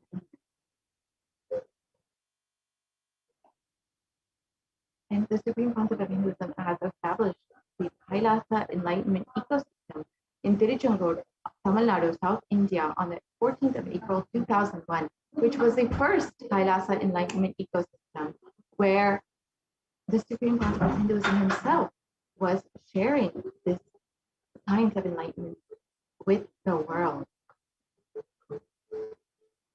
And in 2001, the Avatar continued his Vijayapara all over the world to enrich people from all backgrounds. And the Supreme Concept of Hinduism intensity and dedication for the people, even among crowds of thousands who don't know English, the Supreme Concept of Hinduism's voice resonated deeply and his presence moved each one to tears. And in 2004, the Avatar led his disciples on the first Himalayan Yatra, visiting temples, delivering satsangs, and initiating them into the superconscious breakthrough. And subsequently, the avatar personally organized and led yatras dearly unguided individual souls, not to just physical spiritual sites, but to supernal spiritual realms. In 2006, the Bhava Yatras were taken to the next level with the Kodika Yatra, with crores participating and impacted by Nithyanandeshwara and Nithyanandeshwari deities, traveling from city to city. And we can move to the next slide, please. Yes, we can move to the next slide, please.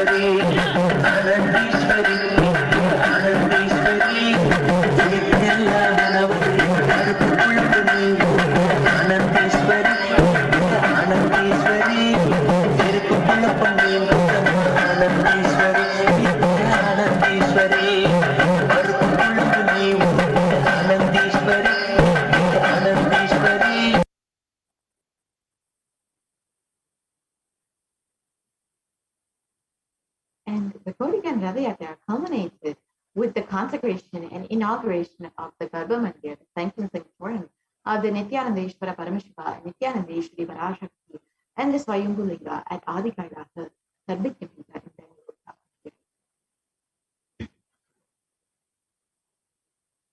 And the deities were energized as Archavataras to radiate the energy of Paramashiva and Parashakti to create the Adi Kailasa Sarvijnapita as a ship to save humanity from the upcoming Pralaya. And you can see the innumerable spiritual energy centers in India that were created by the Supreme Pontiff of Hinduism as safe havens during this great deluge.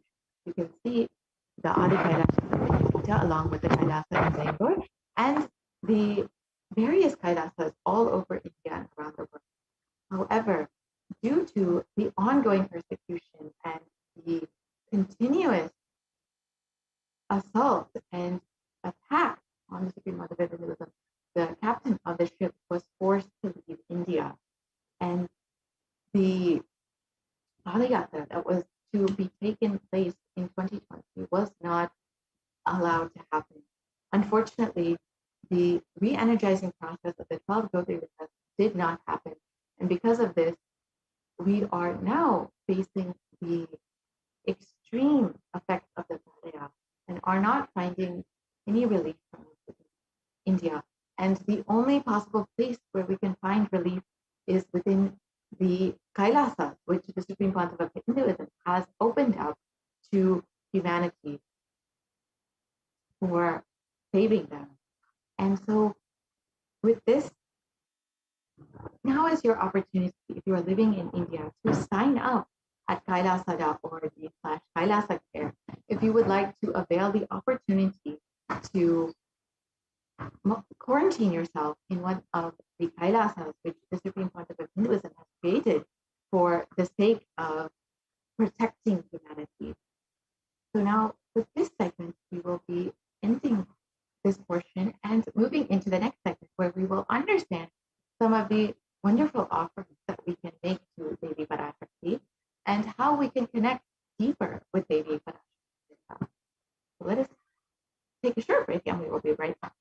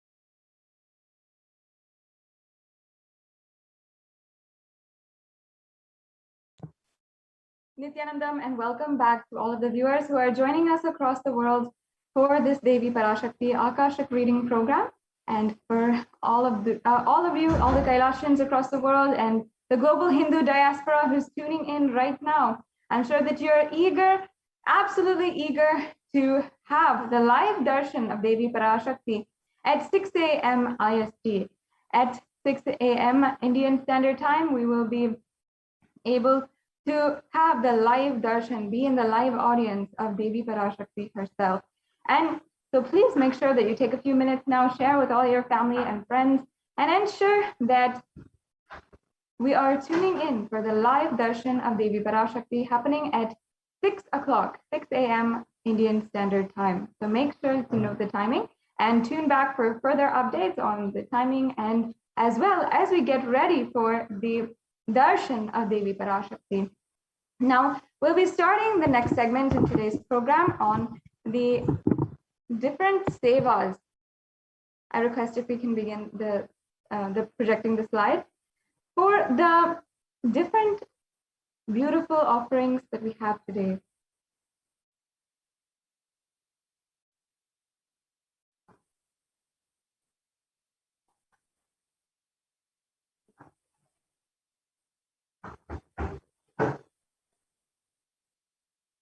Yes, as you can see here, we are going to begin this next segment on the offerings to Devi Parashakti. These are a beautiful way to deepen your experience of oneness with the divine and have such a beautiful experience of oneness and be able to ultimately manifest the powerful cognitions of Devi Parashakti in our life in different aspects. Now, the offering is a giving of a divine gift of pure love, devotion, and oneness, and consists of two parts. One is giving, and the second is accepting. Only when the divine accepts what one offers, the offering becomes complete. Offering is not made out of fear or out of greed. When an avatar lands, the offerings are purely a part of a grand leela played out for the only purpose of enlightenment.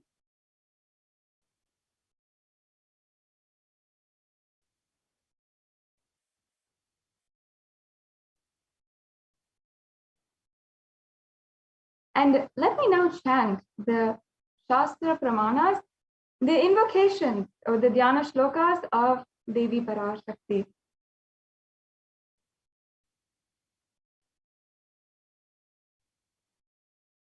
Indunivabeda karavahni nayanam syad pankajavaraabhaya japaksha sarayuktam angahimabhushana vichitravasanam syad tungamukatojjvala manunmani swarupam. And the English translation of this is: moonlight face holding the Vedas on hand, fire in eyes with lotus flower gracing and blessing hands, one hand with the japamala beautifully decorated with jeweled ornaments and wonderful clothes, a shining bright crown. Her name is Manunmani. Yes. And the next slide. Here we have the next Dhyana Shloka for Devi Parashakti, which I'll be chanting.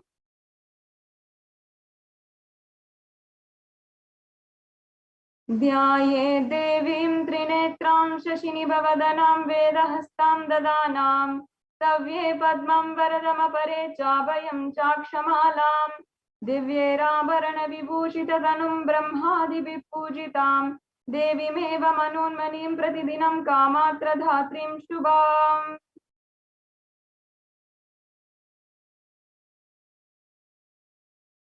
Yes. And the next slide is the English translation. I meditate on Devi with three eyes glowing like a moon and holding the Vedas, lotus and gracing with blessing and gracing hands. She is wearing beautiful ornaments and she is worshipped by Brahma and other many gods and showers auspicious boons for all actions every day. Once again, this is the Moolagama, the Manonmani Dhyanam.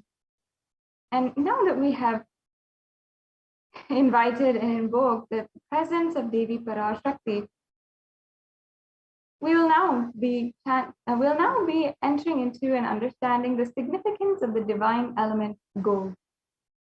In the Atharva Veda, there is a reference for the divine element gold, which literally gives us reference of the virtuous and powerful properties and qualities of gold, which give us a lasting long life. Here you can see, and so here we can also understand the English translation. It says here, triply born by birth is this gold. From the atoms of Agni is one. It becomes dearest to Agni. One fell away from the Soma when it was heard. One they call the seed and virtuous, powerful Apaha, the water molecules. Let that triple gold be for your long life. Now, gold is, once again, it's a divine element. And that is something that most of us don't recognize, don't even know a part of the qualities of gold. We don't even recognize it for its divine properties. And we think of gold as just an economic value, with value as a currency, or value associated to money and the economy. But gold has so much more potential in it. And even us, we do recognize, of course, that it places value in things. However, we don't see how gold actually has divine properties. Now, it purifies anything that it touches, and it is an element of spiritual significance and great spiritual healing and enlightening. The vibration of gold has the power to infuse sattva energy and positive thought currents in anyone who wears and anyone who sees or operates in its vicinity.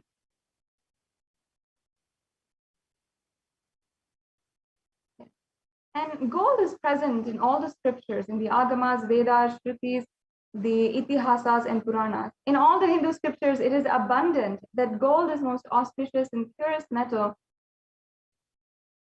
which purifies our being. In the Hindu civilization, everything was built in gold, exchanged in gold, and ritual fees were offered in gold bricks. When one was to be saved from life-threatening illnesses, gold was offered as a ritual fee, and gold was in abundance and used for weighing equivalent amounts of commodities.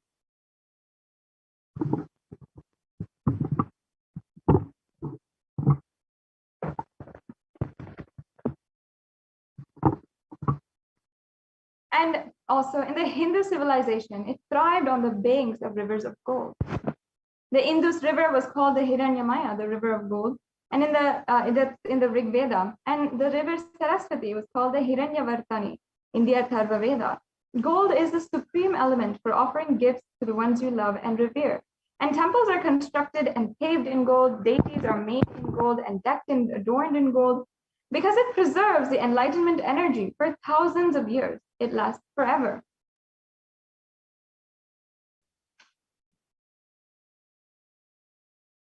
So now let us begin the exquisite array of offerings that we have to make available for each and every one of you.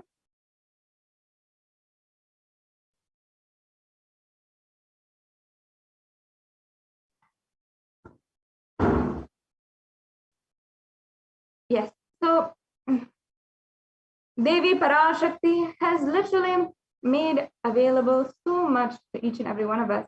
And in the Lalita Sahasranama, Devi Parashakti has literally been described in such a beautiful way that she accepts all the devotion of anyone who offers it at her feet. And just for that devotion, as she simply removes all fear. I'll just be chanting that verse. Bhakti Priya, Bhakti Ghamya, Bhakti Vashya Bhayapaha, Shambhavi Sharadaradhya Sharvani Sharmadayini. Devi is fond of true devotion and is realized through true devotion. She can be won over through true devotion and she removes all fears. We can go on to the next slide. So if there is any fear in the minds of a devotee, Devi is sure to remove that fear. It is stated that Devi likes to be worshipped in autumn. And here it is meant the autumn of our lives when thoughts turn more and more inward. The role of the divine is known and understood clearly. the need for Devi worship becomes stronger. Now, in this verse, we can see the different meanings of the names of Devi. Shambhavi means consort of Lord Shiva or Shambhu. Sharadharadhya means the worshipped by Sharadha or Saraswati. Sarvani means the wife of Lord Shiva, who in the Linga Purana is described as Sharva. And Sharmadhayini means Devi who bestows happiness on devotees. And you can offer your gratitude and devotion to Devi Parashakti by offering your anything that you would like, any amount in any form that you would like today with this e-hundi offering. And it can either be through the YouTube Super Chat, which is a feature available on YouTube for YouTube members to make a donation if they'd like. And also, if you want, you can go to the registration links and make a payment through the payment link as well. The next slide, please. Yes.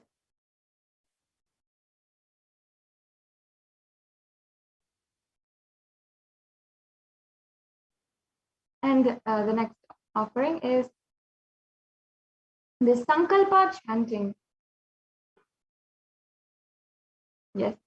So this Sankalpa chanting is another beautiful offering that is available for each and every one of you. The Sankalpa chanting is the offering of the conscious resolution.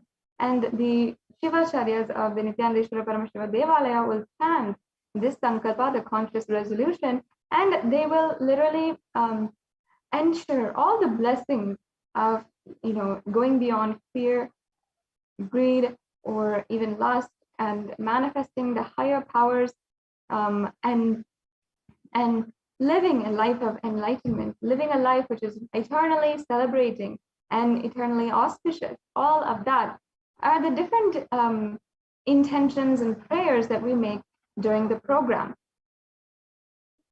And so now I'll just be chanting. Oops, sorry, can we go back to the left slide?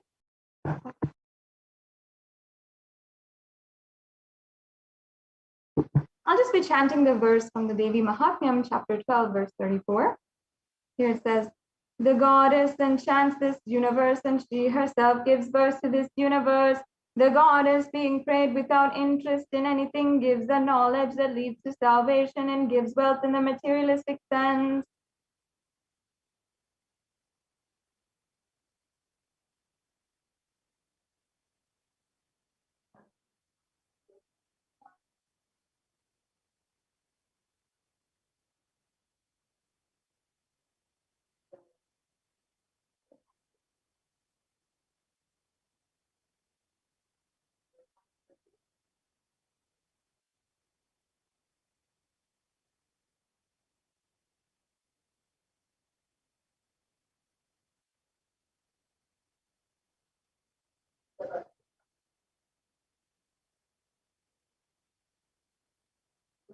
Yes, and the next offering here is the Sahasranama Swarna Kasu.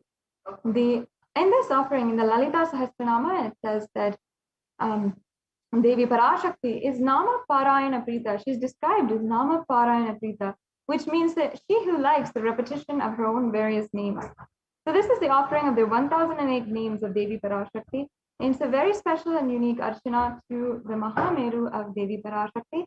And not only that, you can offer a gold coin inscribed with each and every one of the 1008 names to receive the blessings to have the Ananta Kalyana Gunas, all the divine qualities of Devi Parashakti.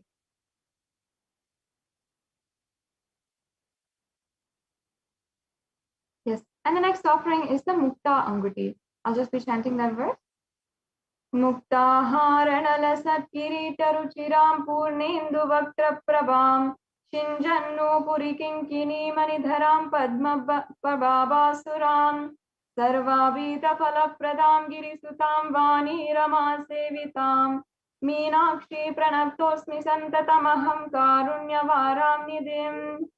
I bow down to the goddess Meenakshi, whose crown has garlands of pearls and face shining like the full moon, who wears anklets that are studded with gemstones and has small bells, who is shining like the splendor of a lotus, who grants all wishes, the daughter of the mountain, and who is worshipped by goddess Vani and Rama, I remain ever bowing to the goddess Meenakshi, the ocean of compassion.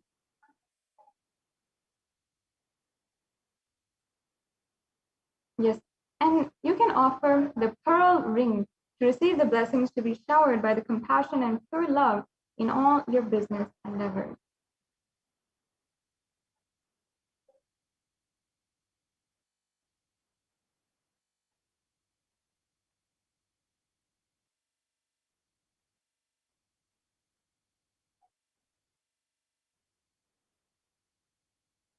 Yes, and the next slide here is the offering of the Swarna Padma Pushpa, the golden lotus. So in the Kamik Agama, it's described as all the kalashas should be wound around with a suitable thread and covered with new cloth. They should be adorned with lotus flower made of gold. Sorry, we can go to the next slide. The next slide. Yes. So there are hundreds of scriptural references for using lotus in the worship of Paramashiva. And almost everything in the worship of the ultimate involves a consecration of deities, of worship, or meditating on the mudras and asanas used during the worship. And it involves the lotus flower, the lotus leaf, the lotus pericarp, and the lotus petals. The lotus is considered a divine flower. And in fact, the Shakti of Paramashiva is also called the lotus. And the base of the Paramashiva linga is the lotus. And the disciple of Paramashiva is also considered as the lotus. Now, you can offer the golden lotus of any size you wish and be blessed to have the state, space, and powers and being of Devi in your inner space amidst any and every adverse situation in life. And the next slide is the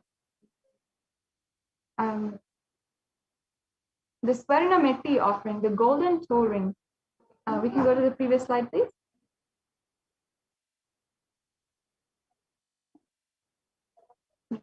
So we'll just chant this verse.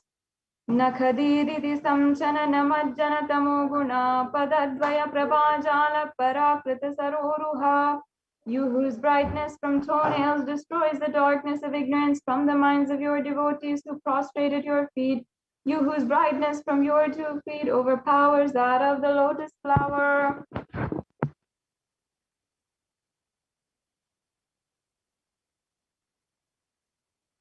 Yes, you can offer the Swarnameti to Devi Parashakti, adorning her sacred feet, to be in the constant gratitude and receive her blessings, and even in the most difficult parts of our life.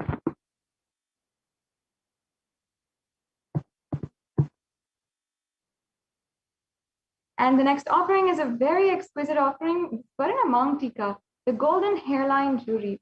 And so in this offering, it is referred in the Lalita Sahasranama as well, where Devi is described as Shuddha Sarabhi Varshani, Shri who makes the nectar flow in all of our nerves from the Sahasrara, and Shri who gives the very pleasant experience of the ultimate.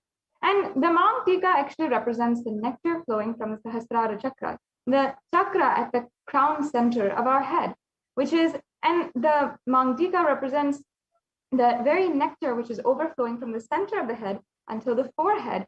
And of course, it is just oozing. And that represents, of course, this very beautiful verse where it's saying that all of our nerves, from all of our nerves, the nectar is flowing. And that is the very experience of the ultimate. Such a beautiful, sacred sentiment and powerful cognition. And you can offer this Swarna Mangtika in order to experience the divine, you can experience the beautiful oneness with Devi Parashakti and be able to experience the blissful state of overflowing gratitude and the space of complete completion. The next slide, please.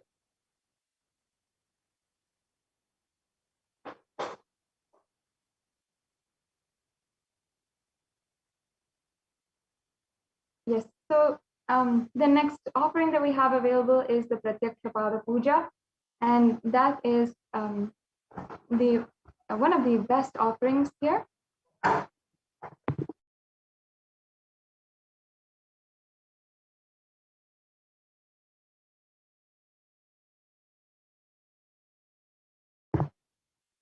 Yes, So I'll just be chanting once again the pramana for the Pratyakshapada Puja.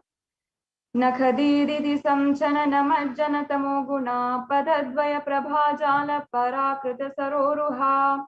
The illumining splendor of Devi's toenails dispels the darkness of ignorance to the devotees prostrating at her feet. Her feet defeat the lotus in beauty. Now, in Shlokam number 83 of the Saundarya Lahari, which states that the nails have been sharpened by constantly being touched by the crowns of celestial beings who always prostrate before Devi. Now, tamoguna is darkness, and in this stotram, tamas is indicative of ignorance. And in the minds of devotees and by who are constantly prostrating before her feet, their ignorance is removed and they attain knowledge. So offering the Pratyakshapada Puja blesses the Yajaman, or every one of you, with the auspiciousness and blessings of the Supreme Pontiff of Hinduism.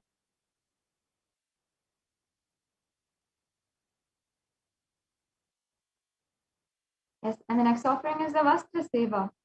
The offering of the Vastra Seva blesses the Yajaman with all the auspiciousness and blessings of the Supreme Pontiff of Hinduism as well.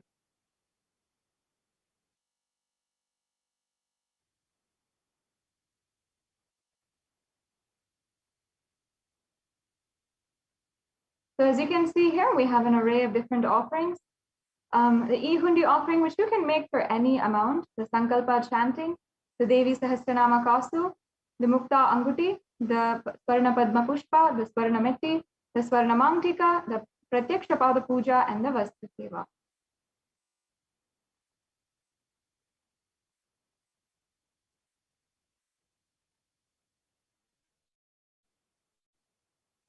Now, you might be in two categories. In the registration form, there are two options. Either you can get ready to offer today, or you can make your intention today.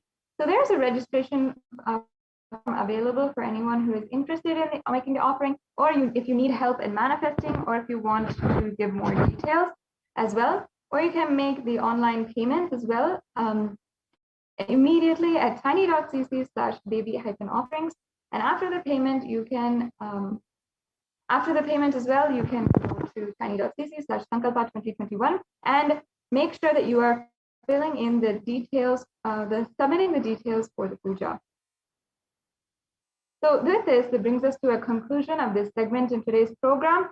And we'll now be moving on into the next segment. And not only that, each and every one of us will be getting ready for the Devi Parashakti Akashic reading. I'm sure that every single one of you is simply waiting for the divine presence of the Supreme Pontiff of Hinduism manifesting as Devi Parashakti herself. I'm sure that each and every one of you are simply waiting to do so.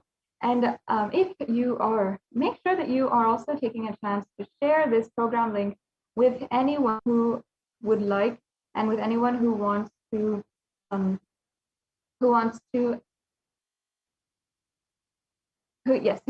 who would want to make this offering and would want to interact, have the darshan, or ask a question at Devi Parashakti's feet.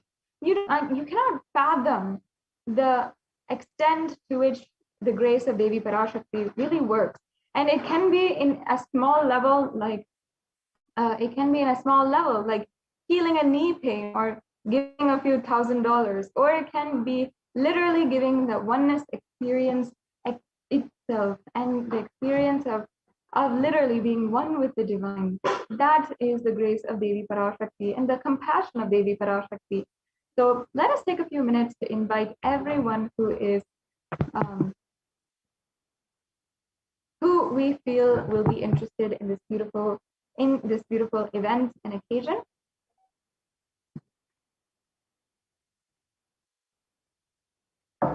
And as well, I request if we can also show the link tiny.cc/baby-offering, so that everyone knows what the payment, how to make the payment today. Yes. Great. So once again, the live Devi Parashakti Akashic reading will be at 6 a.m. IST, Indian Standard Time. If you're tuning in and perhaps you're just waking up now and you got the notification, let's make sure that we are getting ready, and let's make sure that everyone we know is getting ready for the Devi Parashakti Akashic reading program happening sharp, and we will soon be getting ready for the Devi Parashakti Akashic reading, and we'll be just doing some preparation. We'll be getting ready our inner space for the Devi Parashakti Akashic reading. Yes, as you can see here, this is the payment link. So you can go and select in the drop-down menu any of the different offerings that we have available for you today. And you can select that, add that to your cart.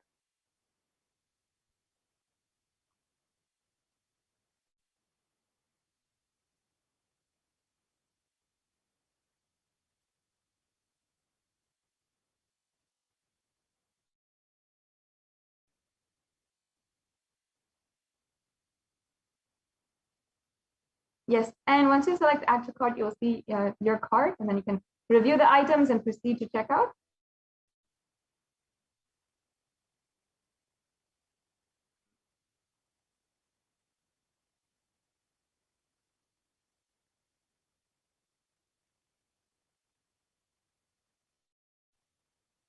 And then you can fill out your billing details and your payment details and everything that is required to complete your payment today.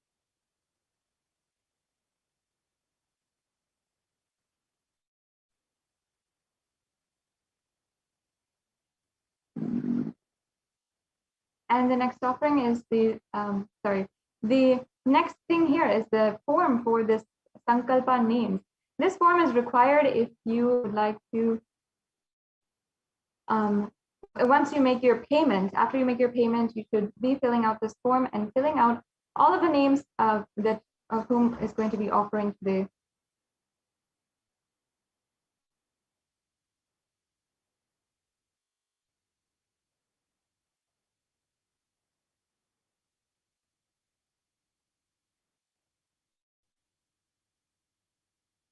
Yes, so as you can see, you can fill out this form and then submit it, and make sure that you have this form filled out after you make the payment today.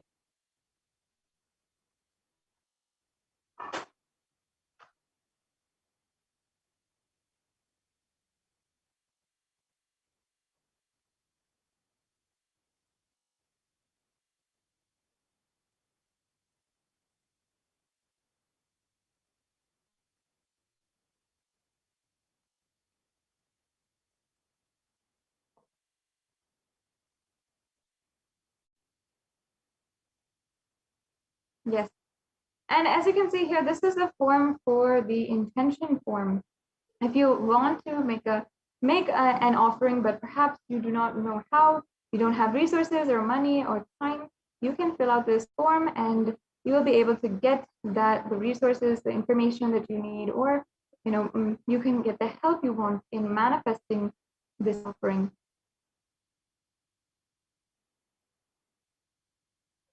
So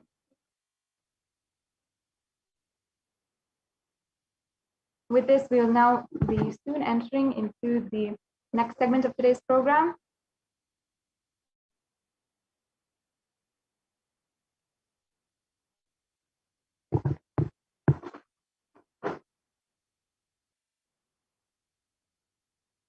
And I invite each and every one of you to go ahead and ensure that you are sharing. And also, if you want, you can prepare and ensure that you are that you are asking your questions. What kind of questions you want to ask? What are the different, maybe perhaps the boons that you'd like to ask, or the request for any healing prayers, whatever it is, you can ask today during the live Parashakti Akashic reading. And you can ask through Facebook, YouTube, Instagram, or Twitter. Now, if you are on Facebook, I request if we can project the slides for the social media asking the questions, how to post your question. We can project those slides and show the viewers exactly how we can ask the question.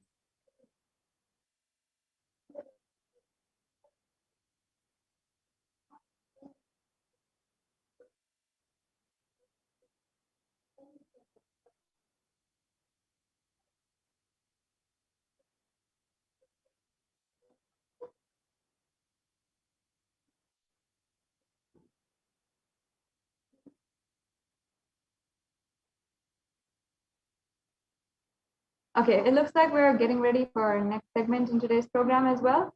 So as you can see here, we have we're just going to show you how to ask your questions today. So here you can see how to ask your questions in YouTube. First of all, you have to join as a member of our channel, the Kailasa Nithyananda YouTube channel, and you can ask your questions in the chat as well.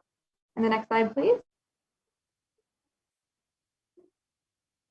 And then you can join, you can like and follow on Facebook, on Kailasa's HDH Nithyananda Paramashivam Facebook page, and you can ensure that you are asking your questions, requesting your prayers in the comment section of the live video.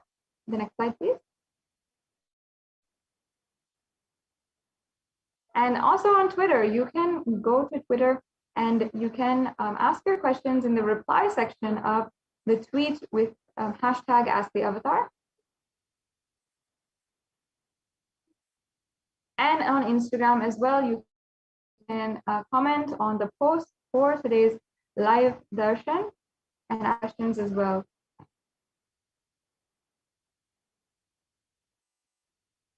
Yes, and if you're not social media savvy, you're not very comfortable on social media, then you can go to WhatsApp and ask your questions. You can reach us on WhatsApp through kailasa.org. You can reach and you can ask your questions to Devi Parashakti, and with her grace, you will be bestowed with her blessings. There's also a live chat option on the kailasa.org website as well, which you can have and use. Yes. So this brings us to a conclusion of this segment of today's program, and we'll be moving on to the next segment and then getting ready for the live darshan of Devi Parashakti. Thank you, Ma Dayami Swami, for joining us today for this next segment. Now, you can go ahead and explain to each and every one of the viewers about the Adi Kailasa Sarvajna Peetham, the various contributions of the Supreme Pontiff of Hinduism through Adi Kailash. Thank you so much, Ma Nithyanandam. Nithyanandam, let's start our next segment with the Supreme Pontiff of Hinduism, Jagadguru Mahasannidhanam, His Divine Holiness, Bhagavan Nithyananda Paramashivan's blessings. Kailasa's Department of Enlightened Civilization presents the revival of temple sciences and ecosystems and Adi Kailasa ship. So let's start with the Sadguru Vandana. Nithyanandam Paramasugadam Kevalam Jnanamurtim Dvandvatitam Gagana Sadrusham Tattvamasya Ekam Nityam Vimalamachalam Sarvadi Sakshibhutam Bhavatitam Triguna Rahitam Sadgurum Tam Namami. Nithyanandam. So across the world, due to the rise in the cases of COVID-19, across India, so many temples which were the history of opening, serving their deities for the devotees and offering the temple services for thousands of years, unbroken lineage of thousands of years, very famous temples are shut down due to the pandemic. Let's see some of the examples. For example, Maharashtra, the Shirdi Sai Baba temple and Mumbai Siddhi Vinayaka temple will remain shut down for devotees. It is already shut down till further orders. The Sai Baba temple will remain closed for devotees. And recently it shut down till further orders, said the Ravindra Thakre, the officiating chief executive officer, Sri Sai Baba Sansthan Trust. The Siddhi Temple administration took the decision after the Maharashtra government announced a weekend lockdown and night curfew recently in the state to control the spread of the coronavirus. And in another state, Odisha, the Puri Jagannath temple, which is the world famous, is now closed for public. Keeping in view the surge of COVID-19 cases in Odisha and also in Puri, the authorities of the temple of Lord Jagannath in the pilgrim town on Sunday The famous temple is closed for devotees since May 5th, as a statewide lockdown was imposed by the Odisha government. And not only the Puri Jagannath temple, but all religious places closed for public in Bhubaneswar, as city records the highest daily COVID surge, with the Odisha capital, Bhubaneswar, registering the highest ever single day spike, 581 new COVID-19 cases. Recently, the local municipal authorities recently declared closure of all religious places like temples, mosques, gurudwaras, and churches for devotees from the last Sunday till further orders. In Uttar Pradesh, major Madhura temples ban entry of devotees amid the COVID-19 surge. Two major temples of the Sapta Devalaya, the cluster of 7 temples in Vrindavan, on Sunday and Saturday banned the entry of devotees in view of the rising COVID-19 cases. And in another state, Gujarat, the Somnath temple closed for darshan amid COVID-19 surge. The Gujarat Somnath temple closed for darshan in view of a surge in COVID-19 infections. The Somnath Temple Trust has announced that the temple will remain shut for devotees from the April 11 for an indefinite period. On the other hand, in South India, Tamil Nadu, Chola era temple murtis beheaded. And the news spread on June 21st, 2021. The murtis of a Chola era temple have been vandalized in Pudukottai, Tamil Nadu. A devotee who went to the temple was shocked to find all the murtis in the temple in a beheaded state. He lodged a complaint with the local police later. The Kailasa temple in Kanchinanchur, a village in Pudukottai, is said to belong to the era of Kulichunga Chola II, with Shiva as the presiding deity. The temple houses other deities such as Ganesha, Parvati, Murugan, and Krishna and Nandi. All these murtis were discovered in a beheaded state a few days ago. So, on the other side, across the world, the destruction, the closing, shutting down of temples are happening. Now, let us understand what is Kailasa's temple experience. And now is the time when the COVID-19 is rampant. And ancient temples are in a lockdown because of the risk of widespread corona disease. The devotees of these temples were visiting and having the darshan of their gods and goddesses for thousands of years. Yet, all these ancient sacred sentiments have come to a harming halt after the lockdowns have taken place. The religious fervor of the devotees is being lost due to the pandemic. The Supreme Pontiff of Hinduism is reviving the Kailasa ecosystem and bringing all the ancient traditions of the online platforms on Kailasa TV, YouTube, and Facebook. Let us understand the basics of the why temple worship with the blessings of the Supreme Pontiff of Hinduism, Jagadguru Mahasannidhanam, His Divine Holiness Bhagwan Nithyananda Paramashivan's blessings. Kailasa's Department of Enlightened Civilization presents the basics of why deity worship. Please understand, deities are not mere idols, they are embodiment of idols. We do not worship idols, we worship the ideals represented through the deities. When the divine is present before you in the form you can see, touch, and relate to, the transformation becomes an easy and joyful process. Second, the deities in a real kshetra are always carved in the form of an ancient masters and enlightened beings. Even though no longer in the body, they can be invoked through the name or form they used while in the physical plane.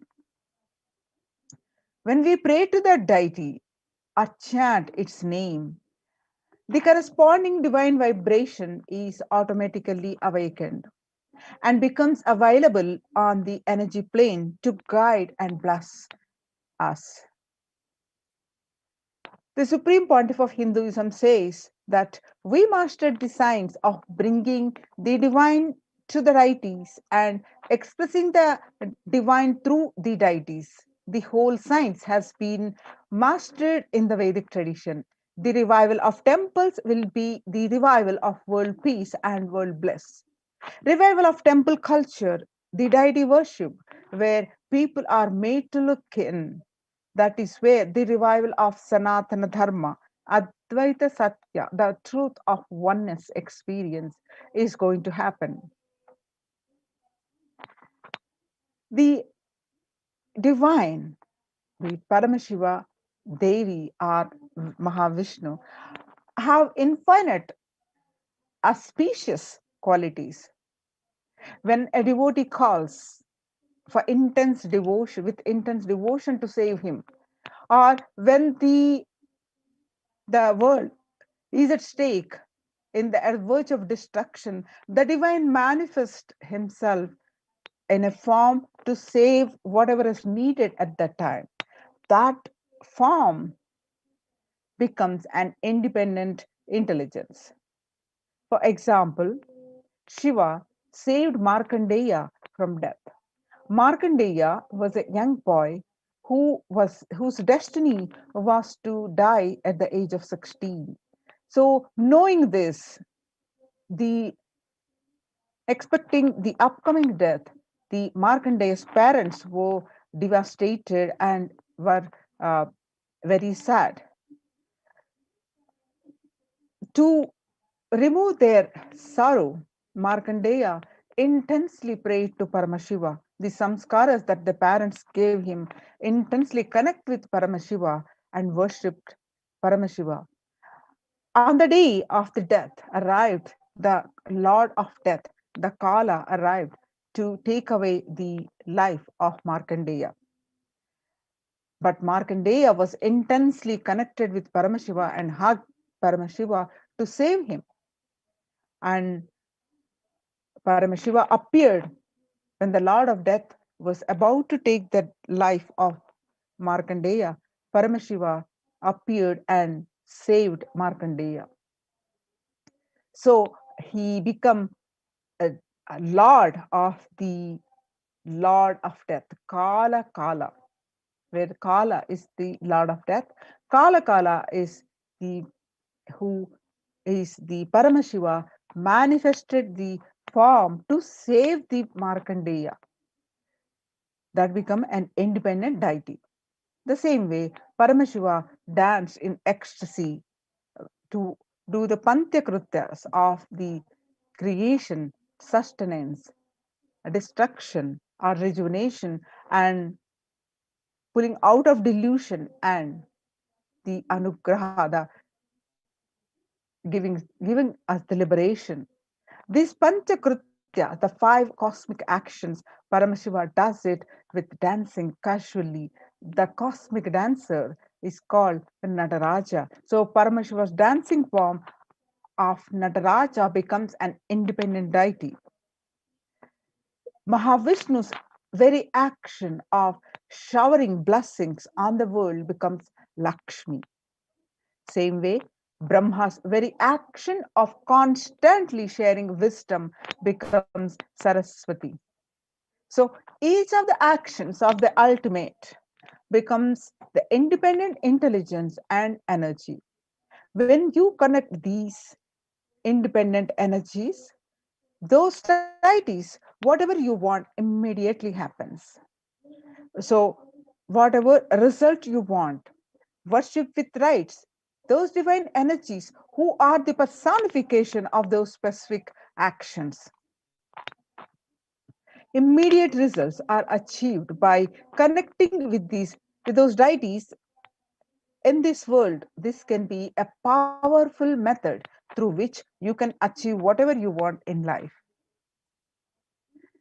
Join the Kailasa's COVID protection centers and register now through the link below, https:// kailasa.org/ Kailasa care. The link is projected on the screen. Now let us see Kailasa's temple ecosystems.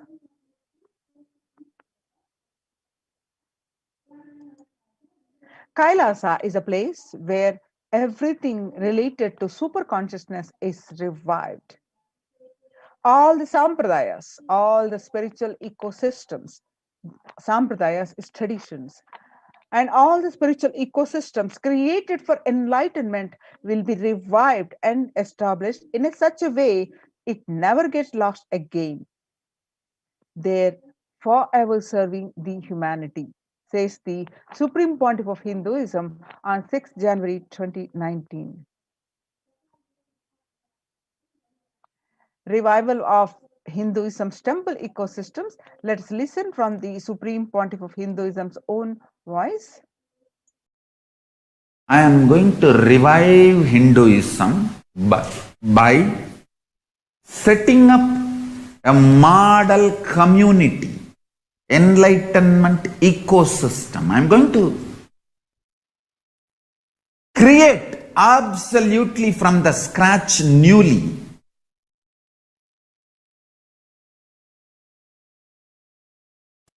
self-sustaining, temple-based, Hindu ancient enlightenment ecosystem and civilization based on that. Understand? Kailasa is reviving the ancient Hindu enlightened civilization.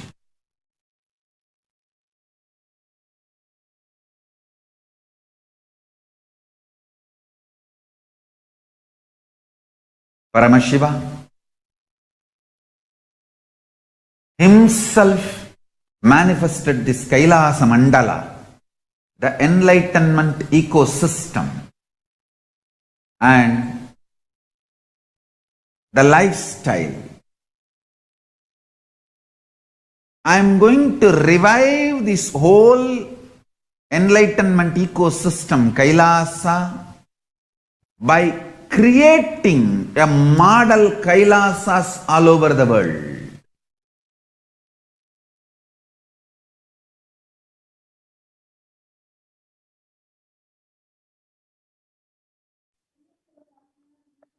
In adulation of violence in recent lifestyle has enabled disruption in several nations, affecting millions of lives with mental distress, physical health elements, defalcation of food supply, and pinpointed destruction to the infrastructure of several countries.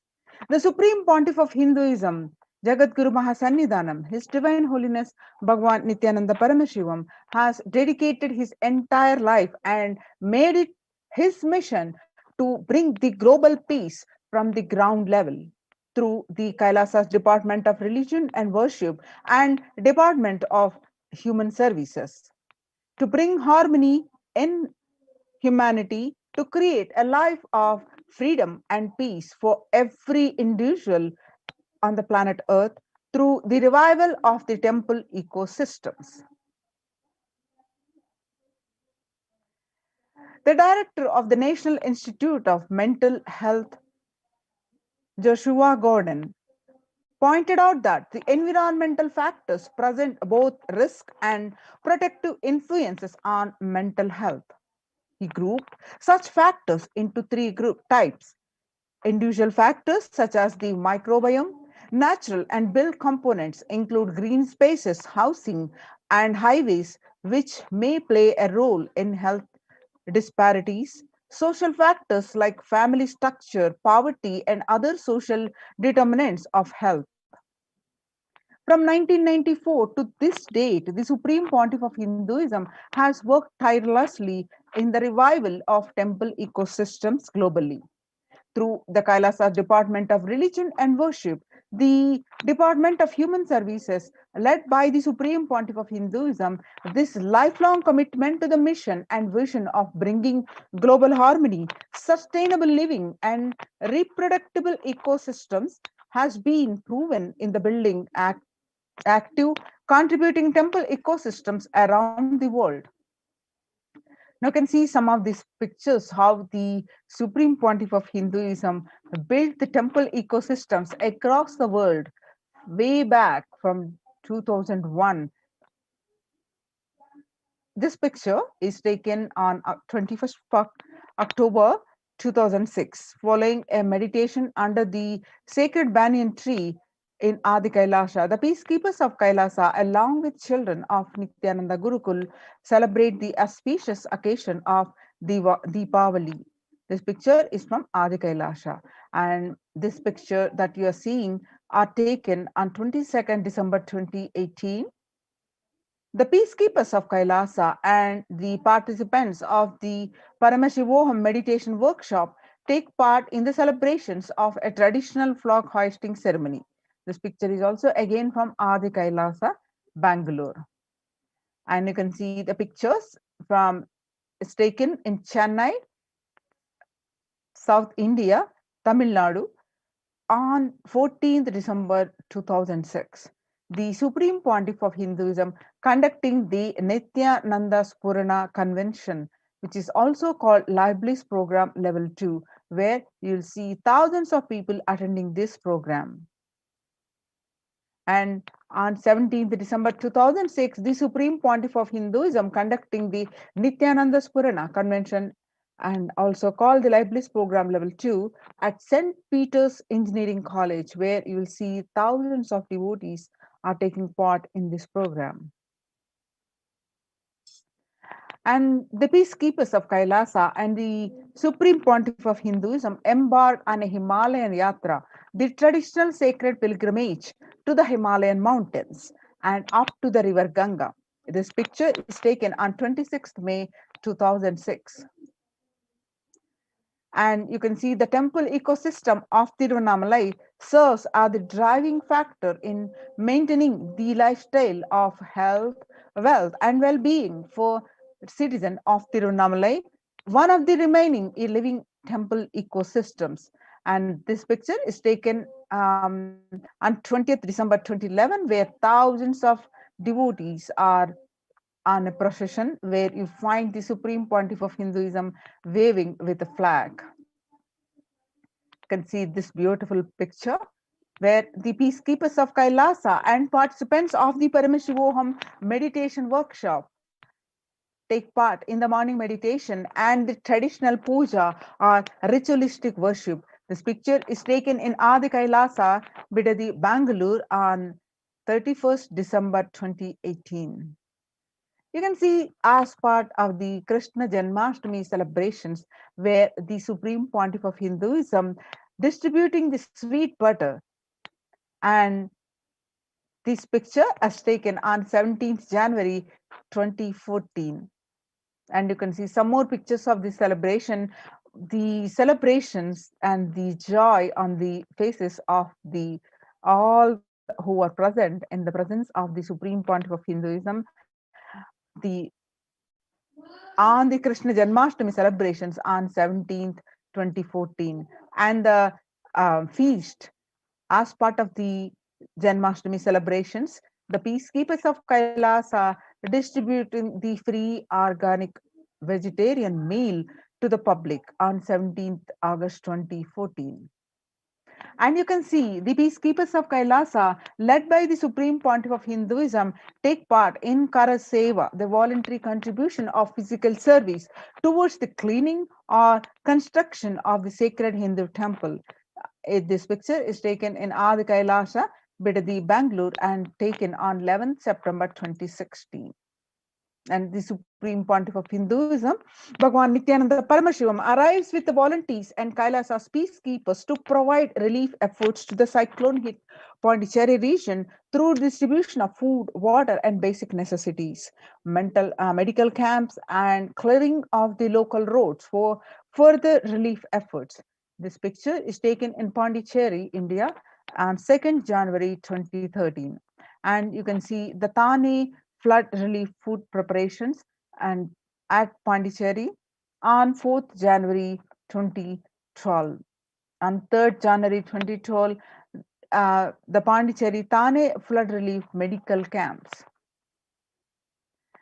Now, the Kailasa's ecosystems around the world can see the widespread ecosystems of Kailasa across the globe, across the continents.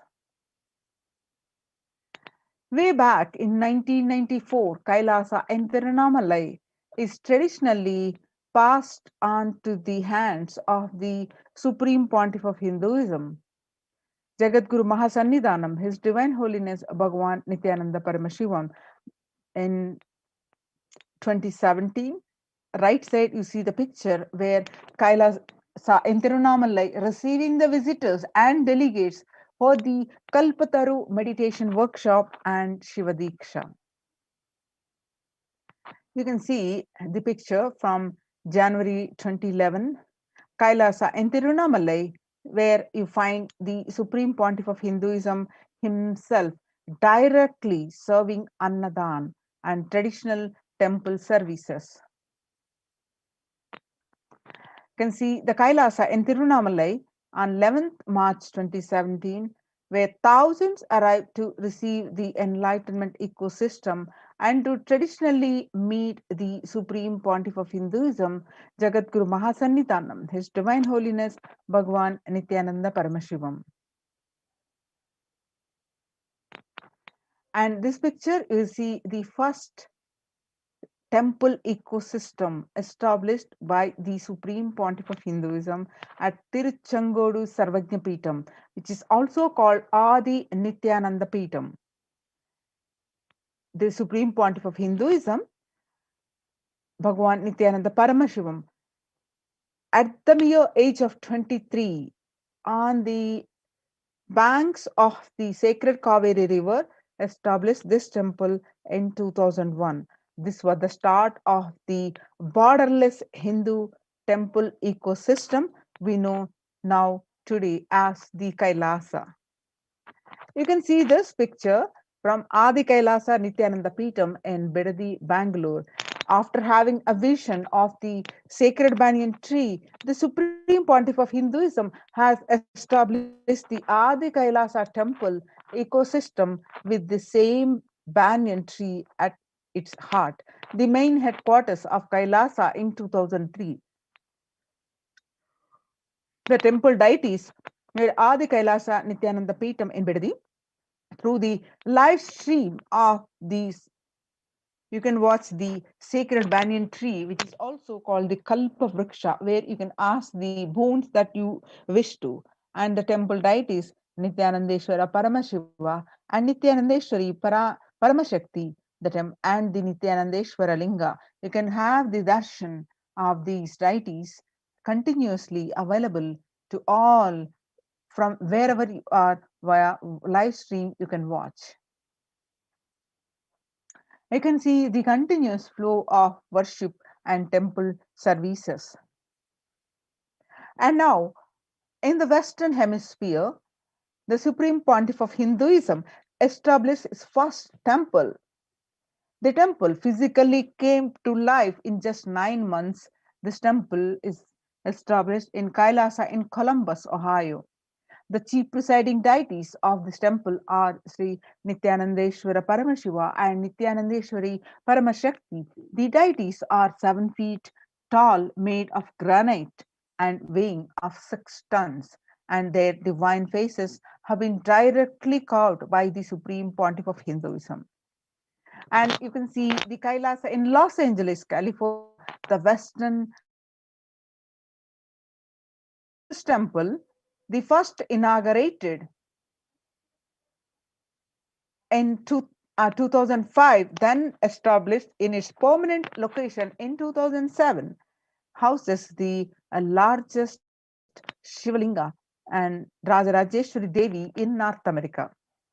You can see the Kailasa in Los Angeles, more pictures where the Kailasa ecosystem, the temple complex has 25,000 square foot and housing over 80 deities. It is one of the largest Hindu temple ecosystems in the West. You can see the pictures from Seattle, Kailasa, and Washington. housing the blissful dancing form of Ganesha and the largest living Nataraja deity. Outside of India, the Kailasa in Seattle is also known as Chidambaram of the West. The temple, the Chidambaram temple, an ancient Hindu temple where Paramashiva resides as Nataraja, the cosmic dancer and expression of Akasha or space. The Nataraja has also been revealed to be the center of the Earth's magnetic equator. You can see the pictures are from Kailasa in San Jose, California. Inaugurated in 2009, Kailasa in San Jose radiates the energy of the Madurai Meenakshi temple. The chief presiding deities of the temple are Madurai Meenakshi and the Shivalinga. The Lord Sri, the main deities are Lord Sri Nithyanandeshwara Paramashiva and Devi Nithyanandeshwari Paramashakti, which have been created, installed, and energized by the Supreme Pontiff of Hinduism. The Meenakshi Amman temple, the home to Devi Meenakshi, the divine cosmic mother, and the consort of Lord Sundareshwara, the most blissful form of Lord Paramashiva. You can see the pictures now, Kailasa in St. Louis, Missouri. Alongside the Shivalinga and Nityananda Ganesha, Kailasa in St. Louis carries the energy of the Tirumala Tirupati of South India and houses one of the tallest Venkateshwara deities in North America, along with his consorts Sri Devi and Bhudevi. The beautiful landscape nestled among the woods and rolling hills of Missouri stretches for 20 acres. You can see pictures now from Kailasa in Phoenix, Arizona, home to over 21 deities and with a temple structure of 2,500 square foot. Kailasa in Phoenix Supreme Pontiff of Hinduism, Bhagavan Nithyananda Paramashivam, serving as an energy field of worship, meditation, and celebration for over 7 years. You can see the pictures now from Kailasa in Houston, Texas, USA. Formally inaugurated in 2017, the Supreme Pontiff of Hinduism has declared Kailasa in Houston as the Parihara Sthala for all the Navagraha doshas. The Navagraha, which all the ill effects of 9 celestial bodies are removed with the Parihara. And you can see the pictures are from Kailasa in Toronto, Canada. Inaugurated on July 2011, Kailasa in Toronto is one of the only Hindu temple in the West, with all 63 Naimanas and 18 Siddhas residing as deities. The temple deities here are seated exactly as they existentially preside in Kailasa around Paramashiva and the primordial deity of the Hinduism. You can see more blissful pictures from the Kailasa in Toronto, Canada. Active and alive from 2011 onwards, Kailasa in Toronto has been the blessed to radiate the superconsciousness energy of Kailasa. This temple ecosystem goes on providing various temple services to the community, such as Annadan and traditional Hindu ceremonies. Kailasa Department of Religion and Worship, the Department of Human Services, and each of the Kailasas temple ecosystem consider the right of happiness to be the highest fundamental right of all humans. The ultimate goal of for all Hinduism and Kailasa, led by the Supreme Pontiff of Hinduism, Jagadguru Mahasannidhanam, His Divine Holiness Bhagavan Nithyananda Paramashivam, is the material and spiritual well-being and prosperity of humanity. Join now in the COVID Care Protection Centers. Register now through the link below, https://kailasa.org/Kailasa Care. Now let us see the contribution from the Kailasa's Department of Religion and Worship during the COVID-19 pandemic.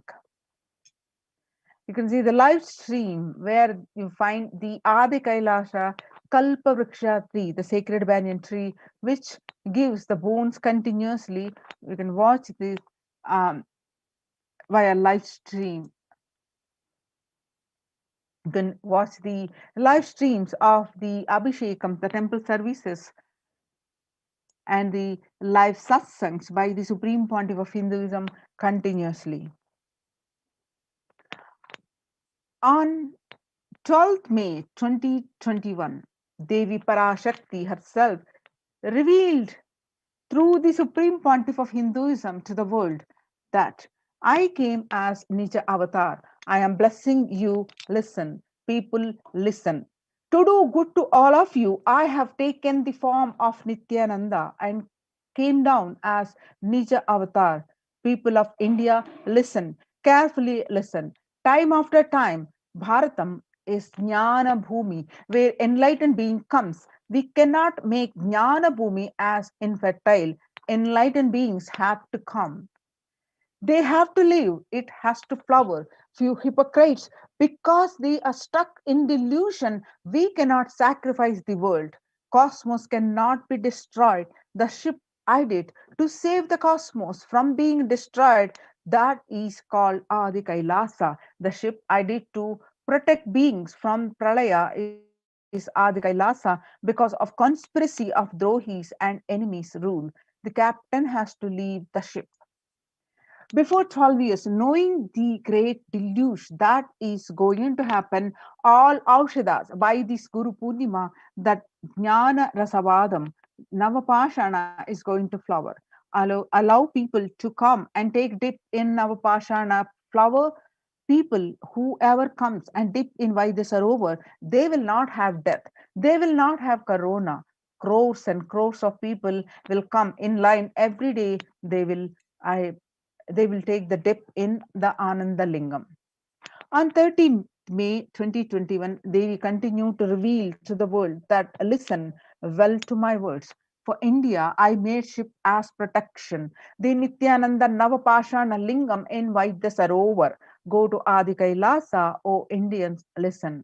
All those regretting losing Nithyananda Nija Avatara without confusion and without talking, just as lip service, go to Adi Kailasa. Scores of people will come there looking for help, Navapashana water feast and medicine to get health and protection and enlightenment. To protect India from the great destruction, I, Parashakti, made this huge ship. Even if captain is not there, the ship is there. When the first world countries close their borders during a massive global emergency, Kailasa has opened its not only its doors to all without exception. Join the COVID care protection centers and save your life. Register now through the link below https://kailasa.org/kailasa care.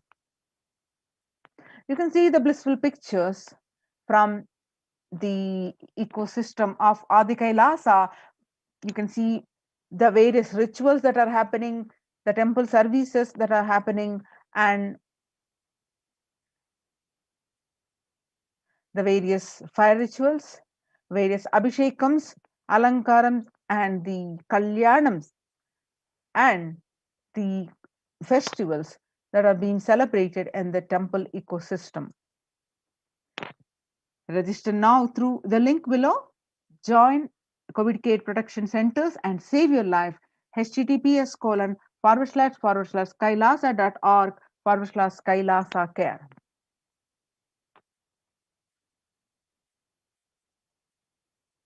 Now we'll move on to the next segment after a short break.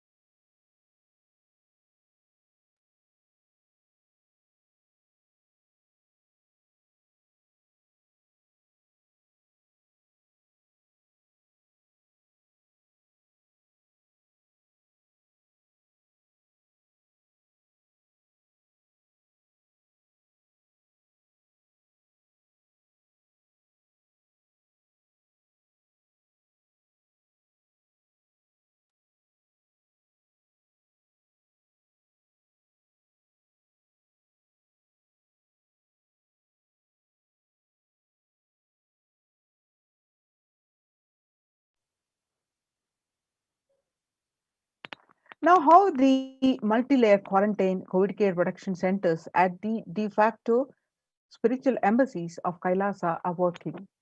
Let's see with the Supreme Pontiff of Hinduism, Jagadguru Mahasannidhanam, His Divine Holiness Bhagwan Nithyananda Paramashivan's blessings, Kailasa Department of Enlightenment Civilization presents this.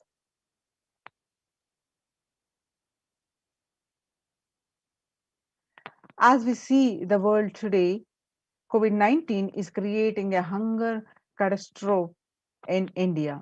The pandemic has led to increase in global food insecurity affecting the vulnerable household in almost every country. It has exacerbated the existing inequalities, pushing millions of people into the vicious cycles of economic stagnation, loss of livelihood, and worsening food insecurity. You can see the statistics from the World Bank estimates that 71 million people will be pushed into extreme poverty across the globe as a result of the pandemic. The World Food Programme estimates that an additional 130 million people could fall into the category of food insecure over and above the 820 million who were classified as such by the 2019 State of Food Insecurity in the World Report.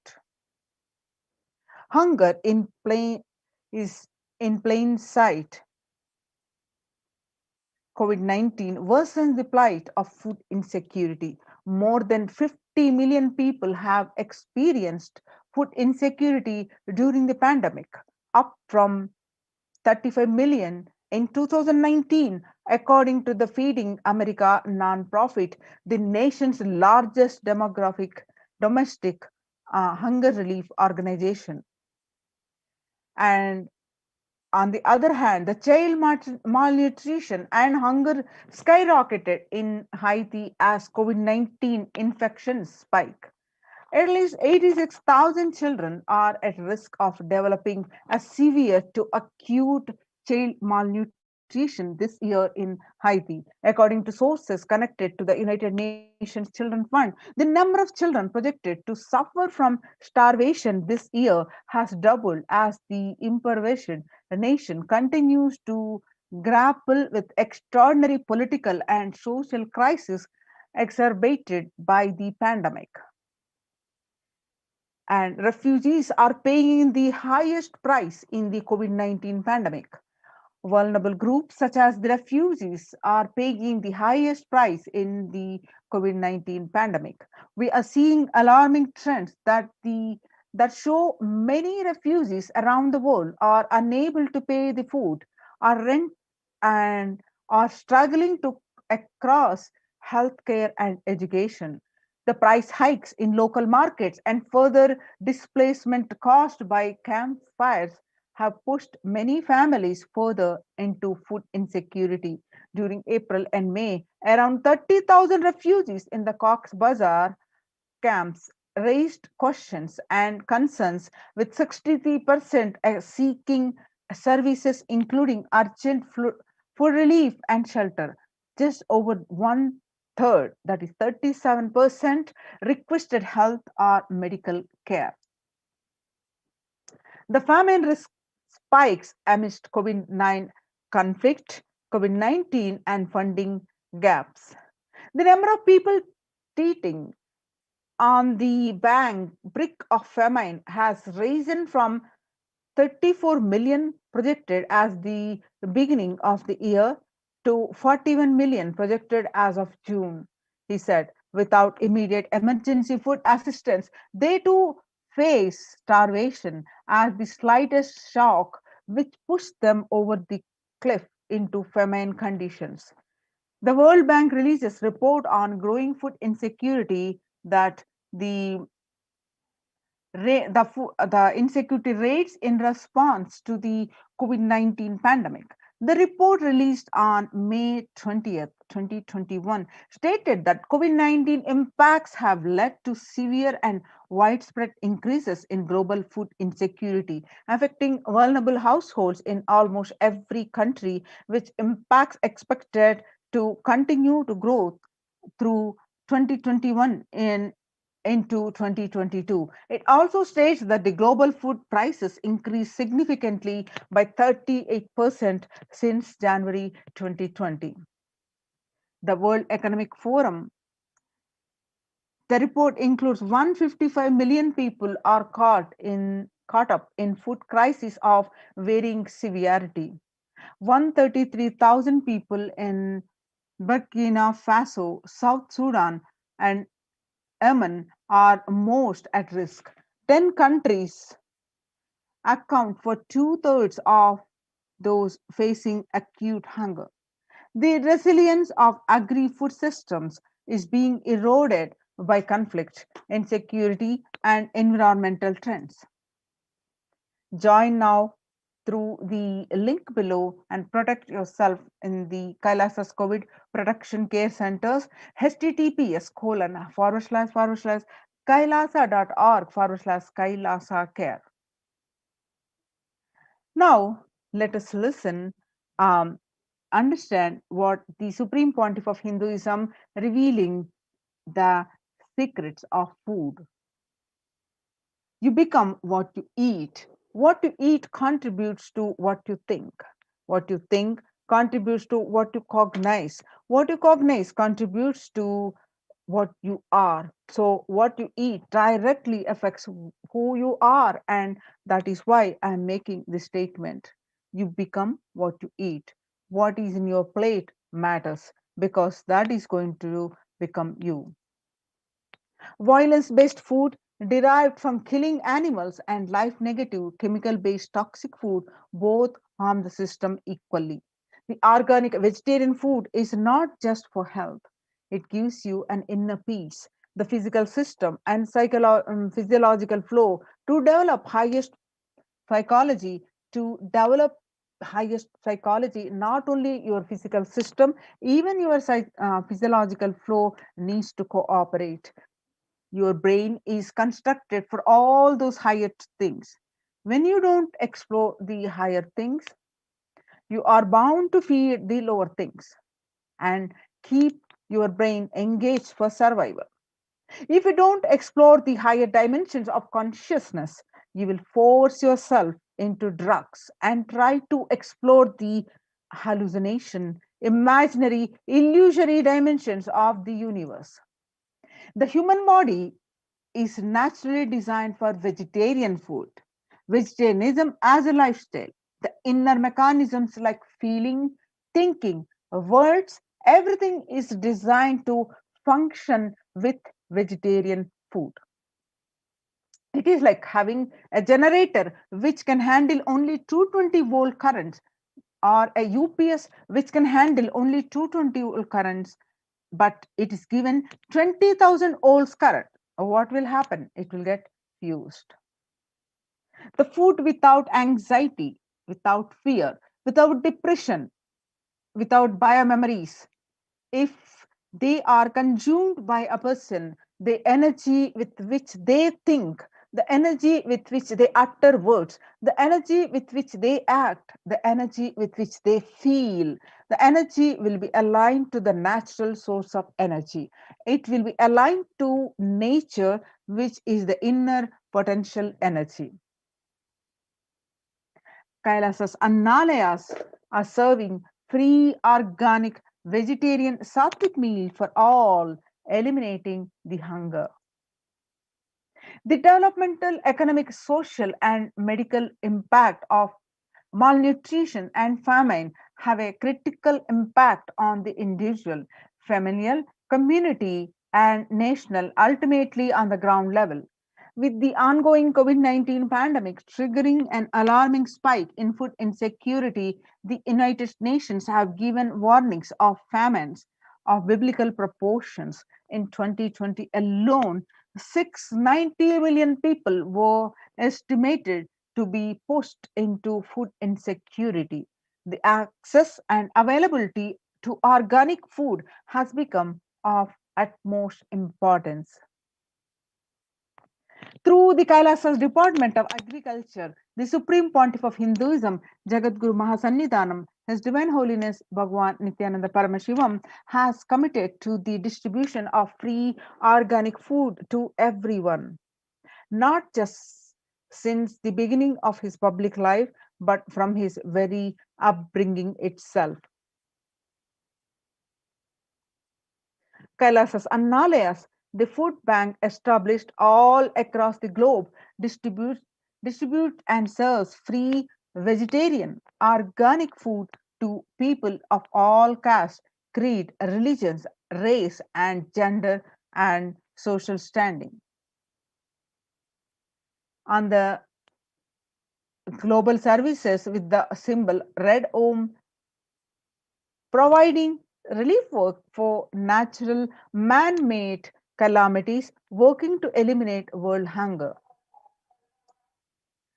You will see this picture, you're finding this picture, we will revive the food supply system of Kailasa. Before you get hungry, food will be ready. Continuous Annadan.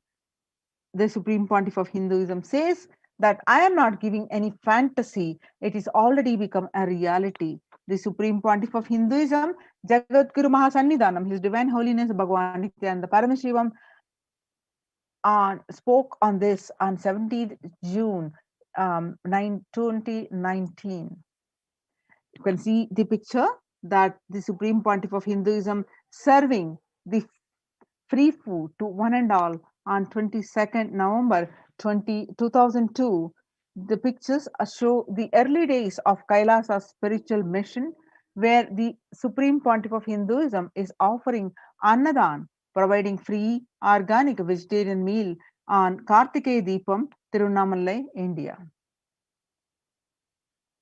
2013, even with a fractured hand, the Supreme Pontiff of Hinduism, Jagadguru Mahasannidhanam, His Divine Holiness Bhagavan Nithyananda Paramashivam, engaged in selfless work day and night, inspiring the peacekeepers of sovereign order of Kailasa to engage in selfless service, leading the nation of Kailasa by example.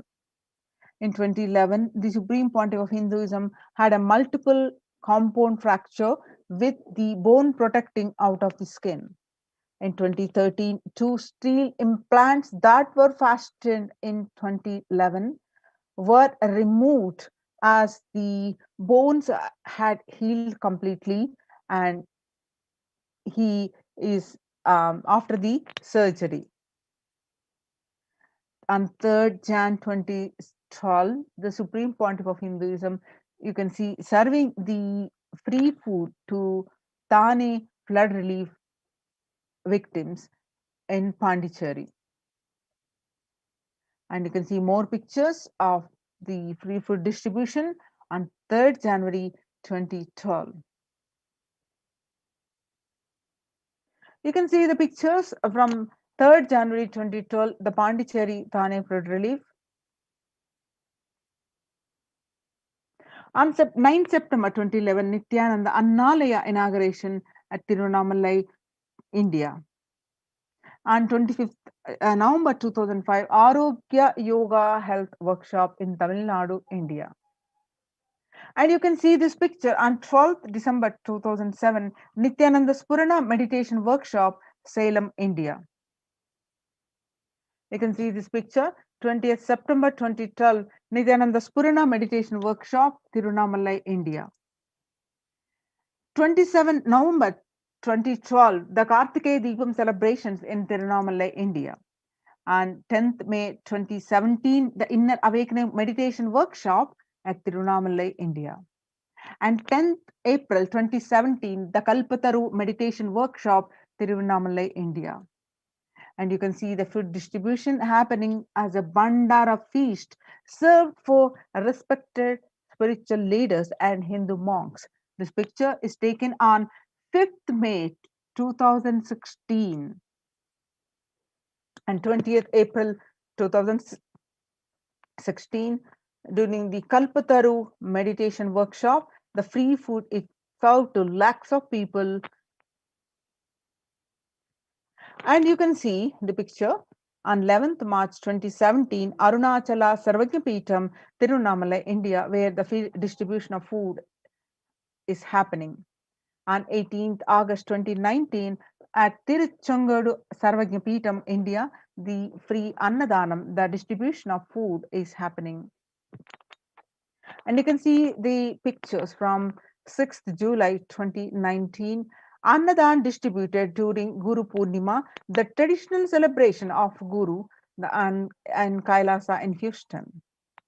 You can see this blissful picture from 8 December 2016 during the program of Sadashivoham meditation workshop, where the Supreme Pontiff of Hinduism serving the free food to one and all.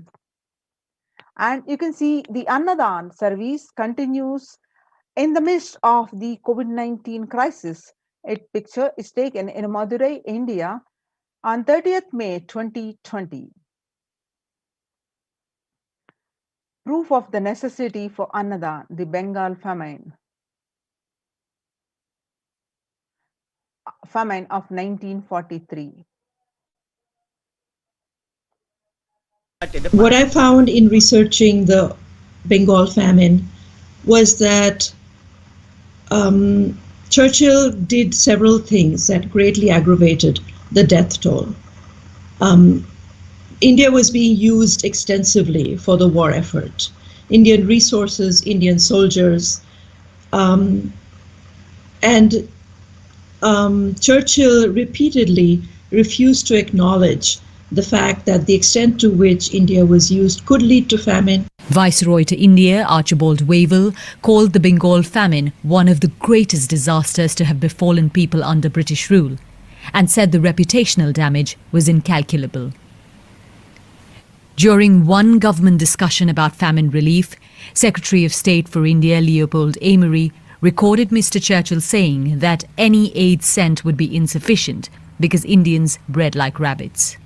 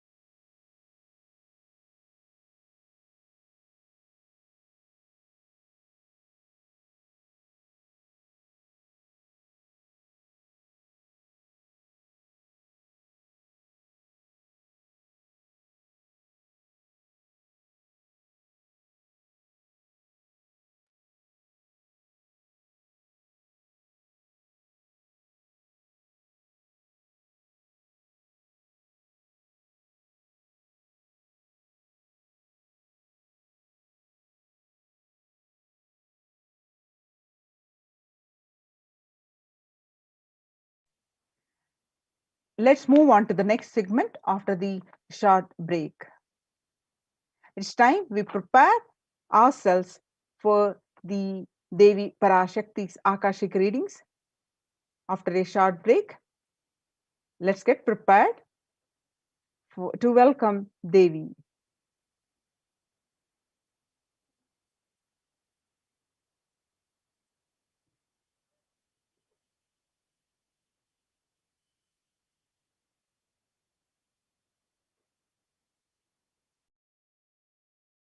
Nithyananda Paramashivoham. Om Nithyananda Paramashivoham. Om Nithyananda Paramashivoham. Om Nithyananda Paramashivoham. Om Nithyananda.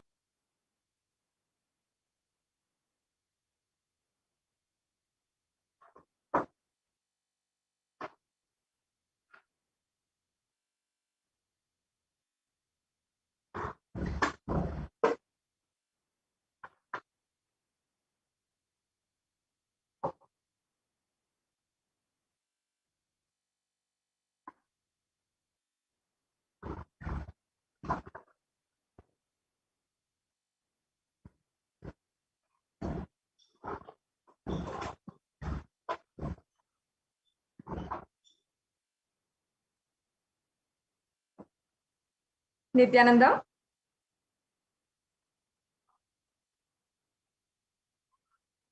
Yes, Nithyanandam, welcome back to all of the viewers. Let us now enter into the science of Bhava Samadhi Darshan and understanding the science of Bhava Samadhi Darshan and getting ready for the live darshan of Devi Parashakti herself. Yes, let's go on. Now, when Bhagavan Sri Krishna once saw his own extraordinary sweetness reflected in the jewel wall, he was amazed and he said, "How unprecedented and astonishing is this deep and indescribable sweetness of mine. Alas, when I see it, even I become greedy to enjoy its sweetness, just like Radhika. When I see my own sweetness in the mirror, I become eager to taste it, but I can't. After due consideration, I find the only way to relish the sweetness is through the constitution of Sri Radhika." This is from the Chaitanya Charitamrita. Now, the Bhava Samadhi Darshan is the science of the Nijavatar manifesting Paramashiva, the consciousness. Formless expresses the being of Paramashiva through Divya Sarira and manifests as Nijavatara, the physical form, for us to experience Paramashiva. And let us now chant the pramana for the darshan and diksha from the Guru. Om Khatana Shakti Padhatva Yadva Padavalokanat Prasadhat Swaguroho Samyak Prapyate Paramam Padam. This is from the Malani Vijayottara Tantra, and the translation goes, by the enlightening teachings of the Guru, Khatana, by the Shaktipada, the graceful transmission of the spiritual powers from the Guru, by looking at the sacred feet of the Guru, or by complete loving favor of the Guru, the Prasada, the ultimate goal in space, the Paramapadam, is attained. It's a beautiful verse from the Malini Vijayottara Tantra, verse number 60. And Devi Parashakti expresses through the being of Rajarajeshwari, manifests as the Nijavatara, the physical form, Devi Meenakshi, as you can see here. And Bhagavan Paramashiva expresses through the being of Subramanya and manifests as the Nijavatara, the physical form, through Bhagavan Muruga. And Bhagavan Paramashiva expresses the being of Arunagiri Yogeshwara and manifests as the Nijavatara, the physical form, the supreme pontiff of Hinduism, Jagat Guru Mahasanidanam, His Divine Holiness, Bhagavan Nithyananda Paramashivam. And as you can see here, Bhagavan Parandhama expresses the being of Mahavishnu and manifests as Nijavatara, the physical form, Bhagavan Venkateshwara. The Arshavatar reflects the consciousness and manifestation of the superconscious energy, but human beings are not mature enough to receive the higher level experiences from the Arshavatar directly. The avatar, the physical embodied form, comes down to bridge the gap and create experience of superconsciousness in all of us. When we have the Bhava Samadhi Darshan of the Nijavatar manifesting beings of various dimensions of Paramashiva, the auspicious components and powerfulness of those dimensions of Paramashiva are awakened in us. And the dimension of Paramashiva manifesting in the Nijavatara, for us to experience the same, is what we call the Bhava Samadhi Darshan. Bhava Samadhi Darshan is the direct, costless, experience of costless bliss. And during the Bhava Samadhi Darshan, our being comes alive and celebrates the energy and wave of existence. Our very muscles learn to radiate Paramashiva, and the Bhava Samadhi Darshan is like a window to the infinite expanse of consciousness, allowing us to glimpse the formless in a way that we can understand. Even without much effort from our side, our very biomemory aligns to the space of Paramashiva, the ultimate consciousness, during the Bhava Samadhi Darshan. And to have a glimpse of, or even have the darshan of the avatar, it means lifetimes of karmas breaking and creates a deep and lasting transformation inside of us. And now, what is the very space that we can experience Bhava Samadhi Darshan? It is gratitude. Gratitude enables us, enables the reflection of the consciousness on all levels, physical, physiological, and ultimately conscious level. And the darshan meditation as a preparation helps us fall into space of gratitude. And it is during that time we drop conscious resolution, the satya sankalpa of anything we want or need in life, and be ready to reflect the consciousness of Paramashiva. That is all you need in order to manifest the best for your life and the lives of people around you. Now, the right context to hold here is, I know you are the source of everything. You are everything, and you are the embodied form of the Supreme Pontiff of Hinduism, and you are in this body, my body. You are the source for both. Let me connect with you. Let you reveal yourself to me, and let me be in the Bhava Samadhi of you. Now, let us take a few minutes and set up for the Panchopachara Puja. The next segment, we will be getting ready for the very presence of Devi Parashakti herself. And you can now get ready for the Panchopachara Puja, which we'll be offering upon having the darshan of Devi Parashakti. Get ready with the sandalwood paste, flowers, incense, lamp, and food offerings as well. So as you can see here, these are all the different items that you can have ready. And let us eagerly await the divine darshan of Devi Parashakti. Take a few minutes now and get ready. Have all the items prepared, as many as possible. Even if you don't have some of these items, it's okay. And we'll now be getting ready for the Bhava Samadhi Darshan with the Paramashiva Dhyana Mantra. This Paramashiva Dhyana Mantra is literally the very form of Paramashiva in the mantra form. So let's get ready now for the Paramashiva Dhyana Mantra. Nithyananda. Now, just a few more minutes before the live Parashakti Akashic reading is going to be beginning, and let us all enter into the Paramashiva Dhyana Mantra. Paramashiva Dhyana Mantra, these are the sacred, extremely sacred and powerful mantras, which literally the Supreme Pontiff of Hinduism himself has embodied. Literally, the avatar births himself in the form of these mantras. And today we are going to be offering our prayers to Devi Parashakti and praying for all the beings that have lost their lives due to the pandemic, due to the natural disasters, unnatural disasters, etc., for their Atma Shanti. We pray so that all the children that are orphaned due to this pandemic are protected. We offer our prayers, Devi Parashakti, manifesting the Nija Avatar of the Supreme Pontiff of Hinduism, to protect and remove all kind of insecurities, to heal us from any physical, mental, or psychological impacts of the pandemic, to remove all kind of disasters and natural and man-made disasters that are impacting the people, to heal the world from the cascading effects of the pandemic, to remove all kind of collective negativity that is causing impacts or directly in the consciousness of people, to remove all warfare, all the violence that is impacting people. We offer our prayers to Devi Parashakti for her to bestow all of us with her grace, blessings, and protection from any violence and from any calamities, We offer our prayers on behalf of each and every one of you to Devi Parashakti for her to heal the relationship issues that we may have, to remove any kind of failures in life, to bestow us with success in our business endeavors, to bestow us with success in our career goals, to bestow us with blessings, empower us to be able to manifest reality, health, wealth, and abundance in life. And we offer our prayers, Devi Parashakti, for her to always manifest in our life as a supreme pontiff of Hinduism, Jagadguru Mahasannidhanam, His Divine Holiness Bhagavan Shri Nithyananda Paramashivam, for all of us to be bestowed with her grace, blessings, and protection. Let us now enter with the Paramashiva Dhyana mantra. Please sit straight.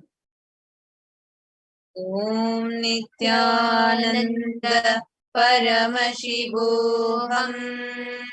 Om Nithyananda Paramashivoham. Om Nithyananda Paramashivoham. Om Hrim Nithyanandaya Namaha.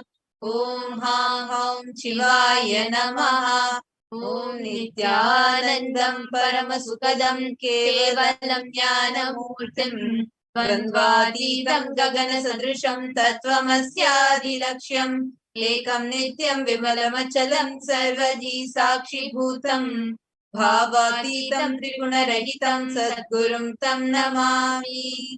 I surrender to that Sadguru who is the eternal bliss, the bestower of supreme happiness, the one who is embodiment of wisdom, who is beyond duality, omnipresent, to whom the supreme goal is giving enlightenment experience, who is eternal, pure and unshakable, who is the silent spectator of all thought processes, who is beyond emotions, who is without the three qualities called sattva, rajas and tamas.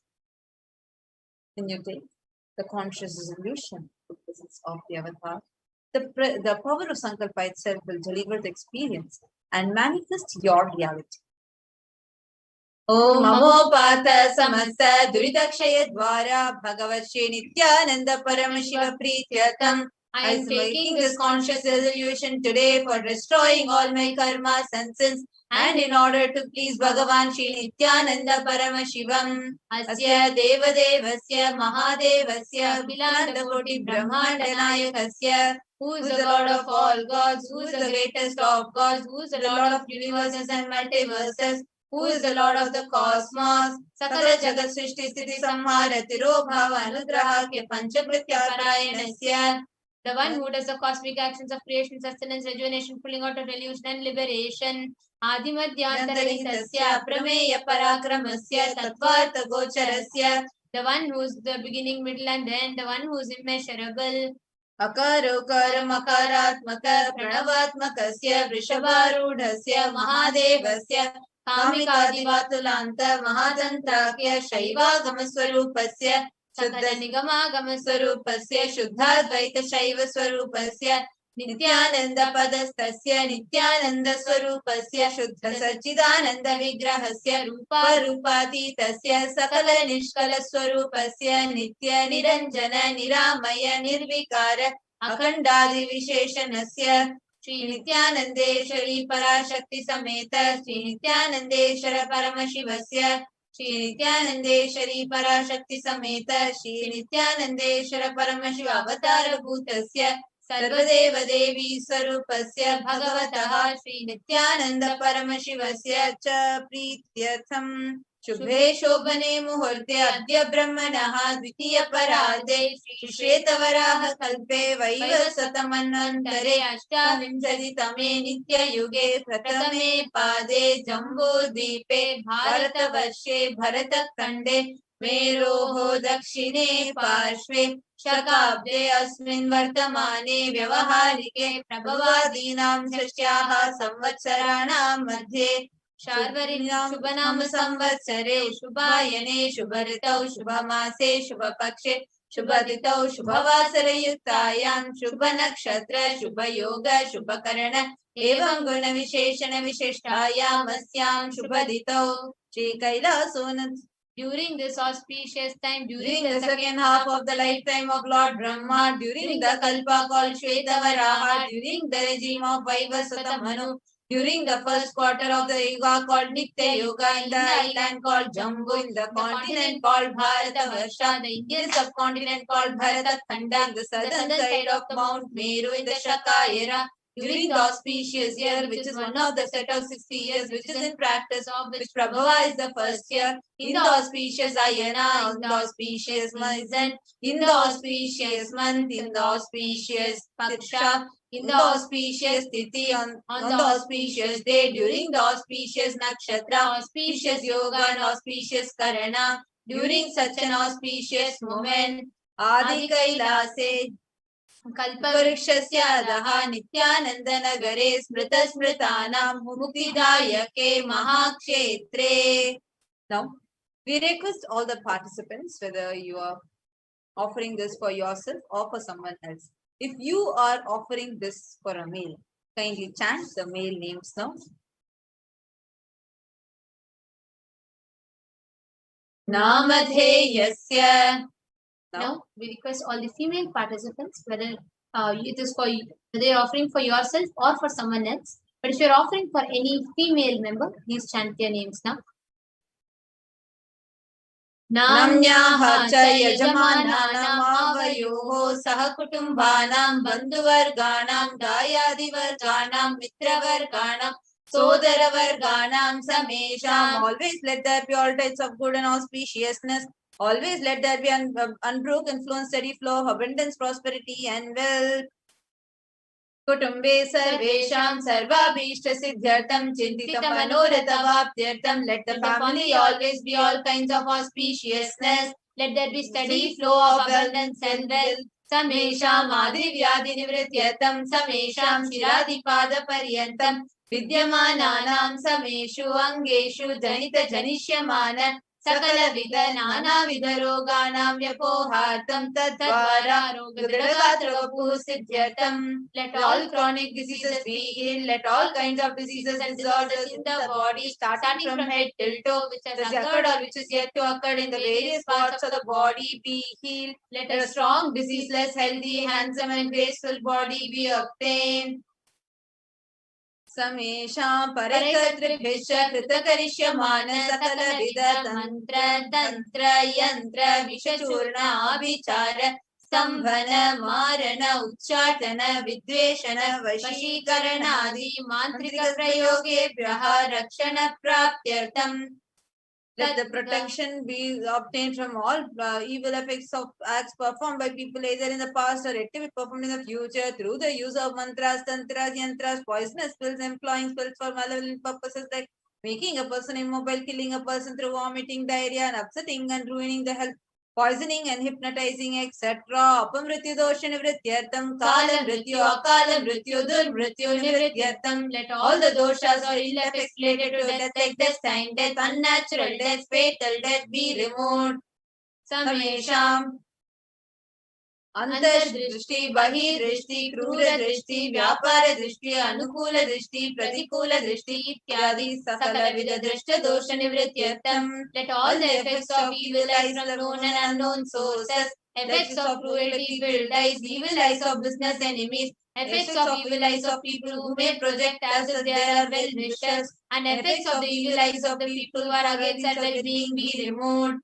Samesham anta shatru, bahi shatru, krura shatru, vyapara shatru, anukula shatru, pratikula shatru, ityadi sakala shatru bada nivrityartam. Let all the effects of inner enemies and outer enemies, fierce enemies, business enemies, enemies who project themselves as good, enemies who work against our well-being be removed. Anadi avidyavasanai samesha matrishapadi sakala vidashapanam vyapohanartam. Let the effects of all curses right from the mother be removed. Anadi avidyavasanaya pravartamane asmin mahati samsara chakre vichitrabhihi karmagatibihi vichitrasu yonishu punah punaha anikada janitva. From time immemorial, due to ignorance, we get caught in the vast cycle of birth and death. Due to the effects of our actions, we take birth again and again in various bodies, which is quite strange. केनापि पुण्यकर्म विशेषेण भगवतः श्री नित्यानंद परमशिवस्य परिमितया कृपया इदानीन्तन मनुष्य जन्म प्राप्तवताम् yet due to some good action with extreme and immeasurable compassion and grace of Bhagavan Shri Nithyananda Paramashivam, we have been blessed with a human body. समेषामिह जन्मनि पूर्वजन्मनि जन्म जन्मान्तरेषु सर्वैः कृतानां शिवनिन्दा देवी निन्दा गुरुनिन्दा दोषव्यपोहार्थं शिवापराध देव्यपराध गुर्वपराध दोषव्यपोहार्थं any kind of abuse we may have Shakti and Guru in the present birth, past birth, or in any of the births be removed. Any kind of crimes, offences committed against Paramashiva, Parashakti and Guru be removed. Brahma Hatya Surapana Swarna Seya Guru Talpa Gamana Tatsansargakya Panchamahapatakadi Samasta Papa Vyatiriktartham. Let the 5 great sins like killing a Brahman, drinking prohibited alcohol, stealing gold, having illicit relationship with Guru's wife, one's own mother and sister and other such motherly figures and associating with those people who have committed one or other above-mentioned sins be removed. अपि च सर्वै बाल्ये वयसि कौमारे यौवने वार्धक्ये च let all the karmic effects of actions done as a child, adolescent, youth and as an old age person Jagrat, Swapna, Sushupti, Avastasu let all the karmic effects of the action done in wakeful, dream or deep sleep state Karmendriya Jnanendriya Vyaparaihi Sambhavitanam let all the sins done through karmendriyas, that is the 5 organs which perform action like speech, hands, feet, excreting and reproductive organs, and jnanendriyas, that is the 5 organs which receive information like ears, eyes, nose, tongue and skin. Rahasyakritanam, Prakashakritanam, Atipatakanam, Upapatakanam, Sankalikarananam, Malinikarananam, Apatrikarananam, Jati Bhramshakanam, Prakirnitanam, Evam Navanam, Navavidhanam, Bahuvidhanam, Sarvesham, Papanam, Satyaha. That the sins which were done openly or secretly, the greatest of the great sins, minor of the minor sins, multiple sins, sins like raping a woman, unjustifiable sins, sin of destroying the caste system, narrow-minded sins, such 9 types of sins, and more sins and more types of sins be removed immediately and instantly.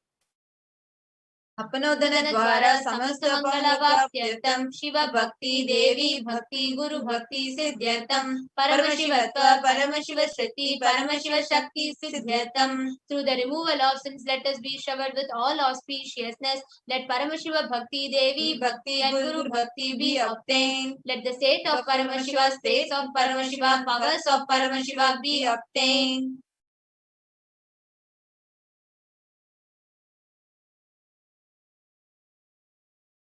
कुटुम्बे सर्वदा सन्मङ्गलप्राप्त्यर्थम् अन्योन्यप्रेमाभिवृद्ध्यर्थम् पूर्णत्वसिद्ध्यर्थम् सर्वापनवृद्ध्यर्थम् let the whole family always be showered with all auspiciousness let mutual love bloom among all people let completion happen let all the mishap be removed.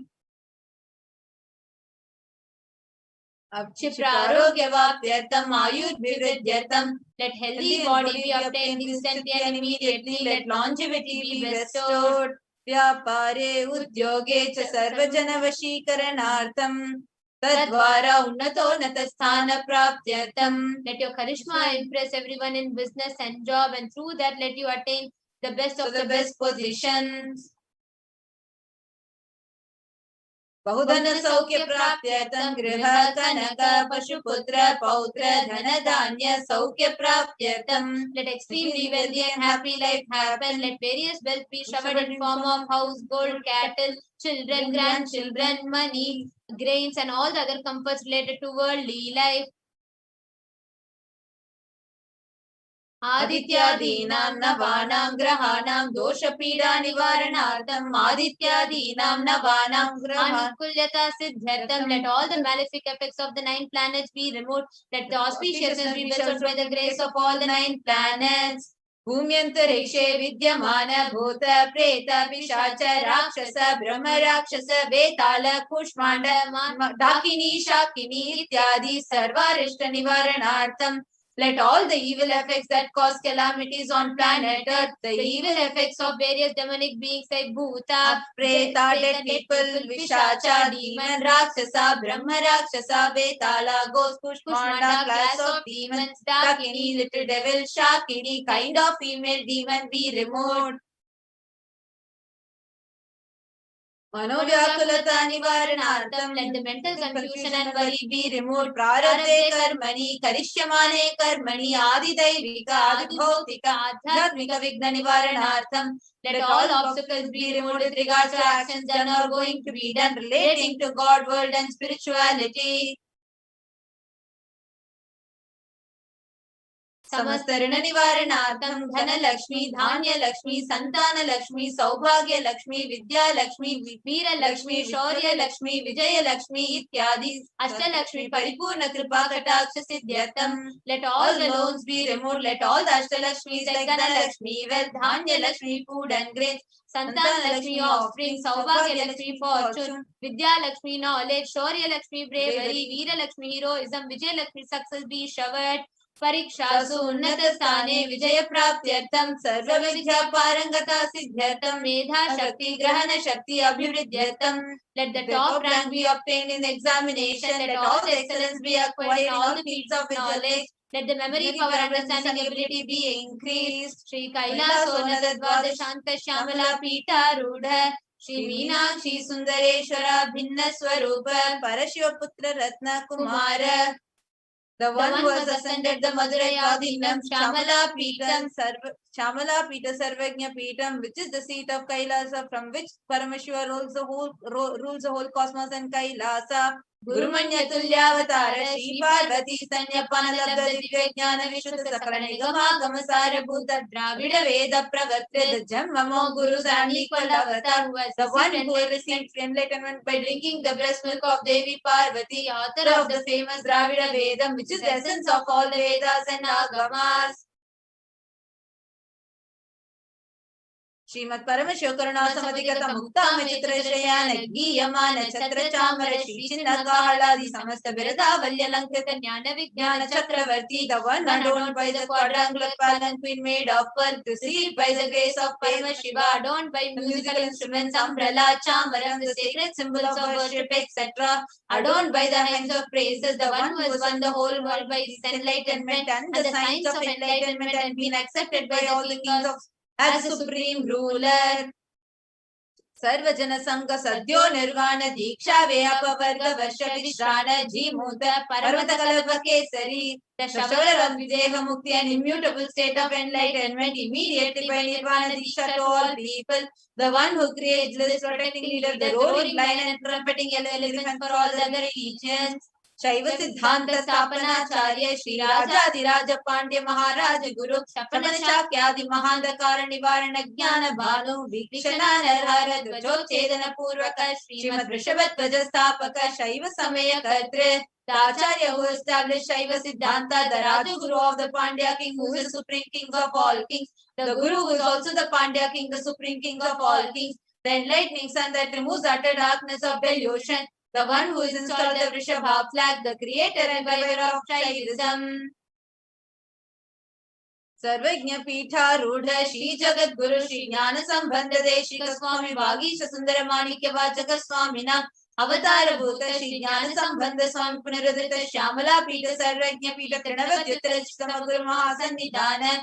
The one who is the ruler of Sarvajna Pita, the seat of omniscience, O the avatar of such above mentioned attributes, the Guru of the whole world, Shri Jnana Sambandha Deshika Swami Appa Sundara and Manikya Vachaka Swami. O the ruler of kingdom of enlightenment, the Shyamala Pita Mahasamastana, which was revived by Jnana Sambandha Swami. O the one who has ascended the seat of omniscience, the 293rd Guru Mahasannidhana, Arunagiri Yogeshwara Paramparagata Arunachala Sarvajna Pita Guru Mahasannidhana, the one who has ascended the seat of Arunachala Sarvajna Pita in the lineage of Aranagiri Yogishvara, Kailasa Paramparagata Kanchi Kailasa Sarvajna Pita Traistrinshaduttara Dvishitama Guru Mahasannidhana, the one who has ascended the seat of Kanchi Kailasa Sarvajna Pita as the 233rd Pontiff Guru Mahasannidhanam in the lineage of Kailasa.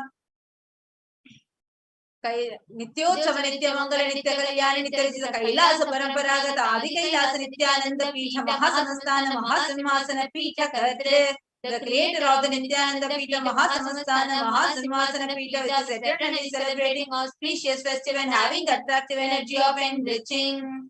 Kailasa Paramparagata Vaivasvatamanichvaku Harishchandra Bhagirata Sri Ramachandra Shurasena Ityadi Anavachinna Sarvabhauma Chakravati Paramparagata Chaturshashti Yogini Mandita Chaturshashti Sampradaya Pravartaka Manudharma Shasana Surya Vamsha Prapta Sarvajna Pita Surangi Samrajya Murda Abhishikta Chudamani Sakshashi Paramashiva Samudbhuta Kapila Mahaguru Punaruddhrita Mahanirvani Pita Ashtotara Sahasra Shri Mahamandaleshwara, the 1000th Shri Mahamandaleshwara of Mahanirvani Pita, established by Bhagavan Paramashiva himself and revived by sage Kapila, Sakshat Shri Paramashiva Simhasana Abhishekta Samasta Gananayaka, Shri Mahaganapati Samarambha Navachinna Pitadishwara, Guru Parampara Prapta Atala Pita Ashtotara Sahasratam Ashtotara Sahasra Shri Atala Pitadishwara, the 1008 Shri Atala Pitadishwara of Atala Pita, which has unbroken lineage and starting from Mahaganapati, who was coronated by Bhagavan Paramashiva himself, Dharma Mukti Swarga Pura Swarna Pita Trayo Vimsha Guru Mahasannidhana, the 23rd Guru Mahasannidhana of Dharma Mukti Swarga Pura Swarna Pita, Kailasa Paramparagata Adi Pita Sarvajna Pita Jagat Guru of Adi Pita Sarvajna Pita in the lineage of Kailasa, Shri Kailasa Punaruddharaka, Shri Kailasa Paramacharya, Srimad Paramahamsa Parivrajakaacharya Varya Sachidananda Pranava Swarupa Shrotriya Brahmanishta, Srimad Jagat Guru, Shri Bhagavat Shri Nithyananda Paramashiva Shri Jnana Sambandha Deshika Paramacharya Swaminam Prityartham, who is in the state of Paramahamsa, the Acharya of all sannyasis and parivrajakas, the embodiment of the pure truth, consciousness and bliss, the embodiment of sacred syllable Om, the knower of the Vedas, and the one established in super consciousness, Tesham Padaravindayoho Bhakti Siddhartham, Guru Kripa Kataksha Siddhartham, Kshema Stairya Virya Vijayura Roga Aishwaryana Abhividyartham, Dharmartha Kama Moksha Sridha Pala Purushartha Siddhartham, Samastamasuridopashantyartham Samasta Mangalavaptyartham Bhagavat Shri Nithyananda Paramashiva Prasadena Sakutumbasya Jnana Vairagya Jivan Mukti Praptyartham Cha Shri Nithyanandeshwari Parashakti Sameta Shri Nithyanandeshwara Paramashiva Avatara Bhuta Shri Sarvadeva Devi Swarupasya Bhagavataha Shri Nithyananda Paramashivasya Jnana Shodasopachara Sarvopachara Archana Radhana Pujam Pratanam Karishye. Om Ananda Gandha Nilayaya Namaha, Om Bhavaroga Veshajaya Namaha, Om Kalpatarave Namaha, Om Shiva Shaktya, Om Pashupataye Namaha, Om Pasha Vimochakaya Namaha, Om Iksita Paladayakaya Namaha, Om Bhagya Vritti Parivartakaya Namaha, Om Adi Vyadhi Vinashakaya Namaha, Om Samasta Kalyana Gunanvitaya Namaha, Om Vidari Purishaya Namaha, Om Shri Kailasapataye Namaha, Om Shiva Shaktaikya Swarupaya Namaha, Om Hri Nithyanandaya Namaha, Om Ham Ham Shivaya Namaha, Om Shri Nithyanandeshwari Parashakti Sameta Shri Nithyanandeshwara Paramashivaya Namaha, Om Shri Nithyanandeshwari Parashakti Sameta Shri Nithyanandeshwara Paramashiva Avatara Bhuta Sarvadeva Devi Swarupaya Shrila Shri Bhagavat Shri Nithyananda Paramashiva Shri Jnana Sambandha Deshika Paramacharya Swamine Namaha. Om Nithyanandam. The same space of gratitude and devotion. Let us all please get ready to receive darshan of Devi Parashakti. Please sit straight with your head, neck and spine in a straight line. Center your awareness in your Ananda Gandha, remembering Devi Parashakti, your heart center. Let your whole inner space be filled with the meditative state of gratitude as all of us reverberate with the chants of Bhava. Nithyananda Paramashivoham. Om Nithyananda Paramashivoham. Om Nithyananda Paramashivoham. Seated, same meditative space, ready to see them. Devi Parashakti, the divine cosmic mother herself, is coming down to praise and protect all of us. Be same receptive space, ready to receive the divine cosmic. Chant the Mahavard. Paramashivoham. Om Nithyananda Paramashivoham. Om Nithyananda Paramashivoham. Om Nithyananda Paramashivoham. Nithyananda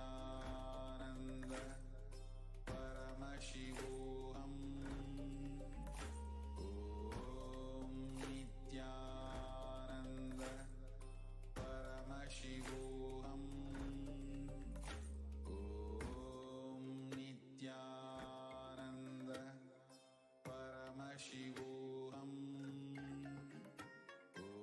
Om Nithyananda Paramashivoham. Om Nithyananda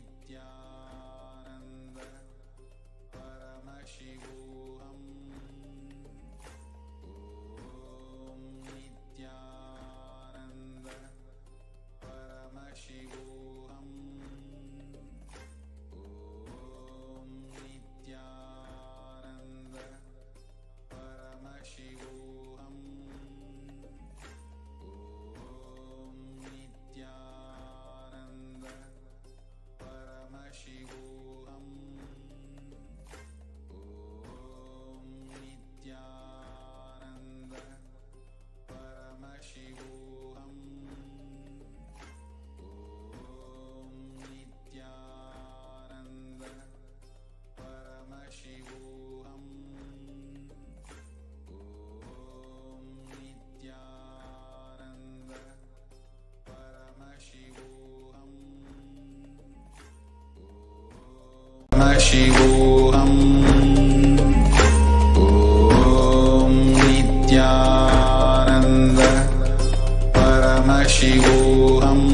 Om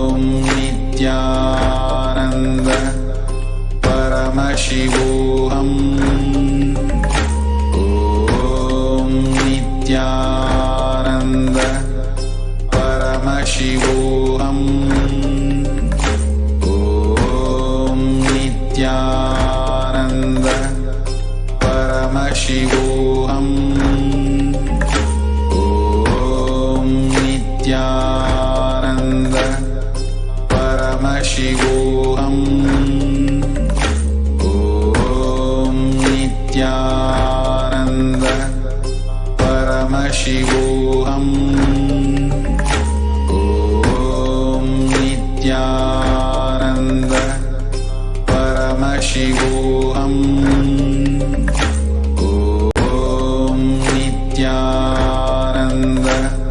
Paramashivoham. Om Nithyananda Paramashivoham. Nithyananda Paramashivoham.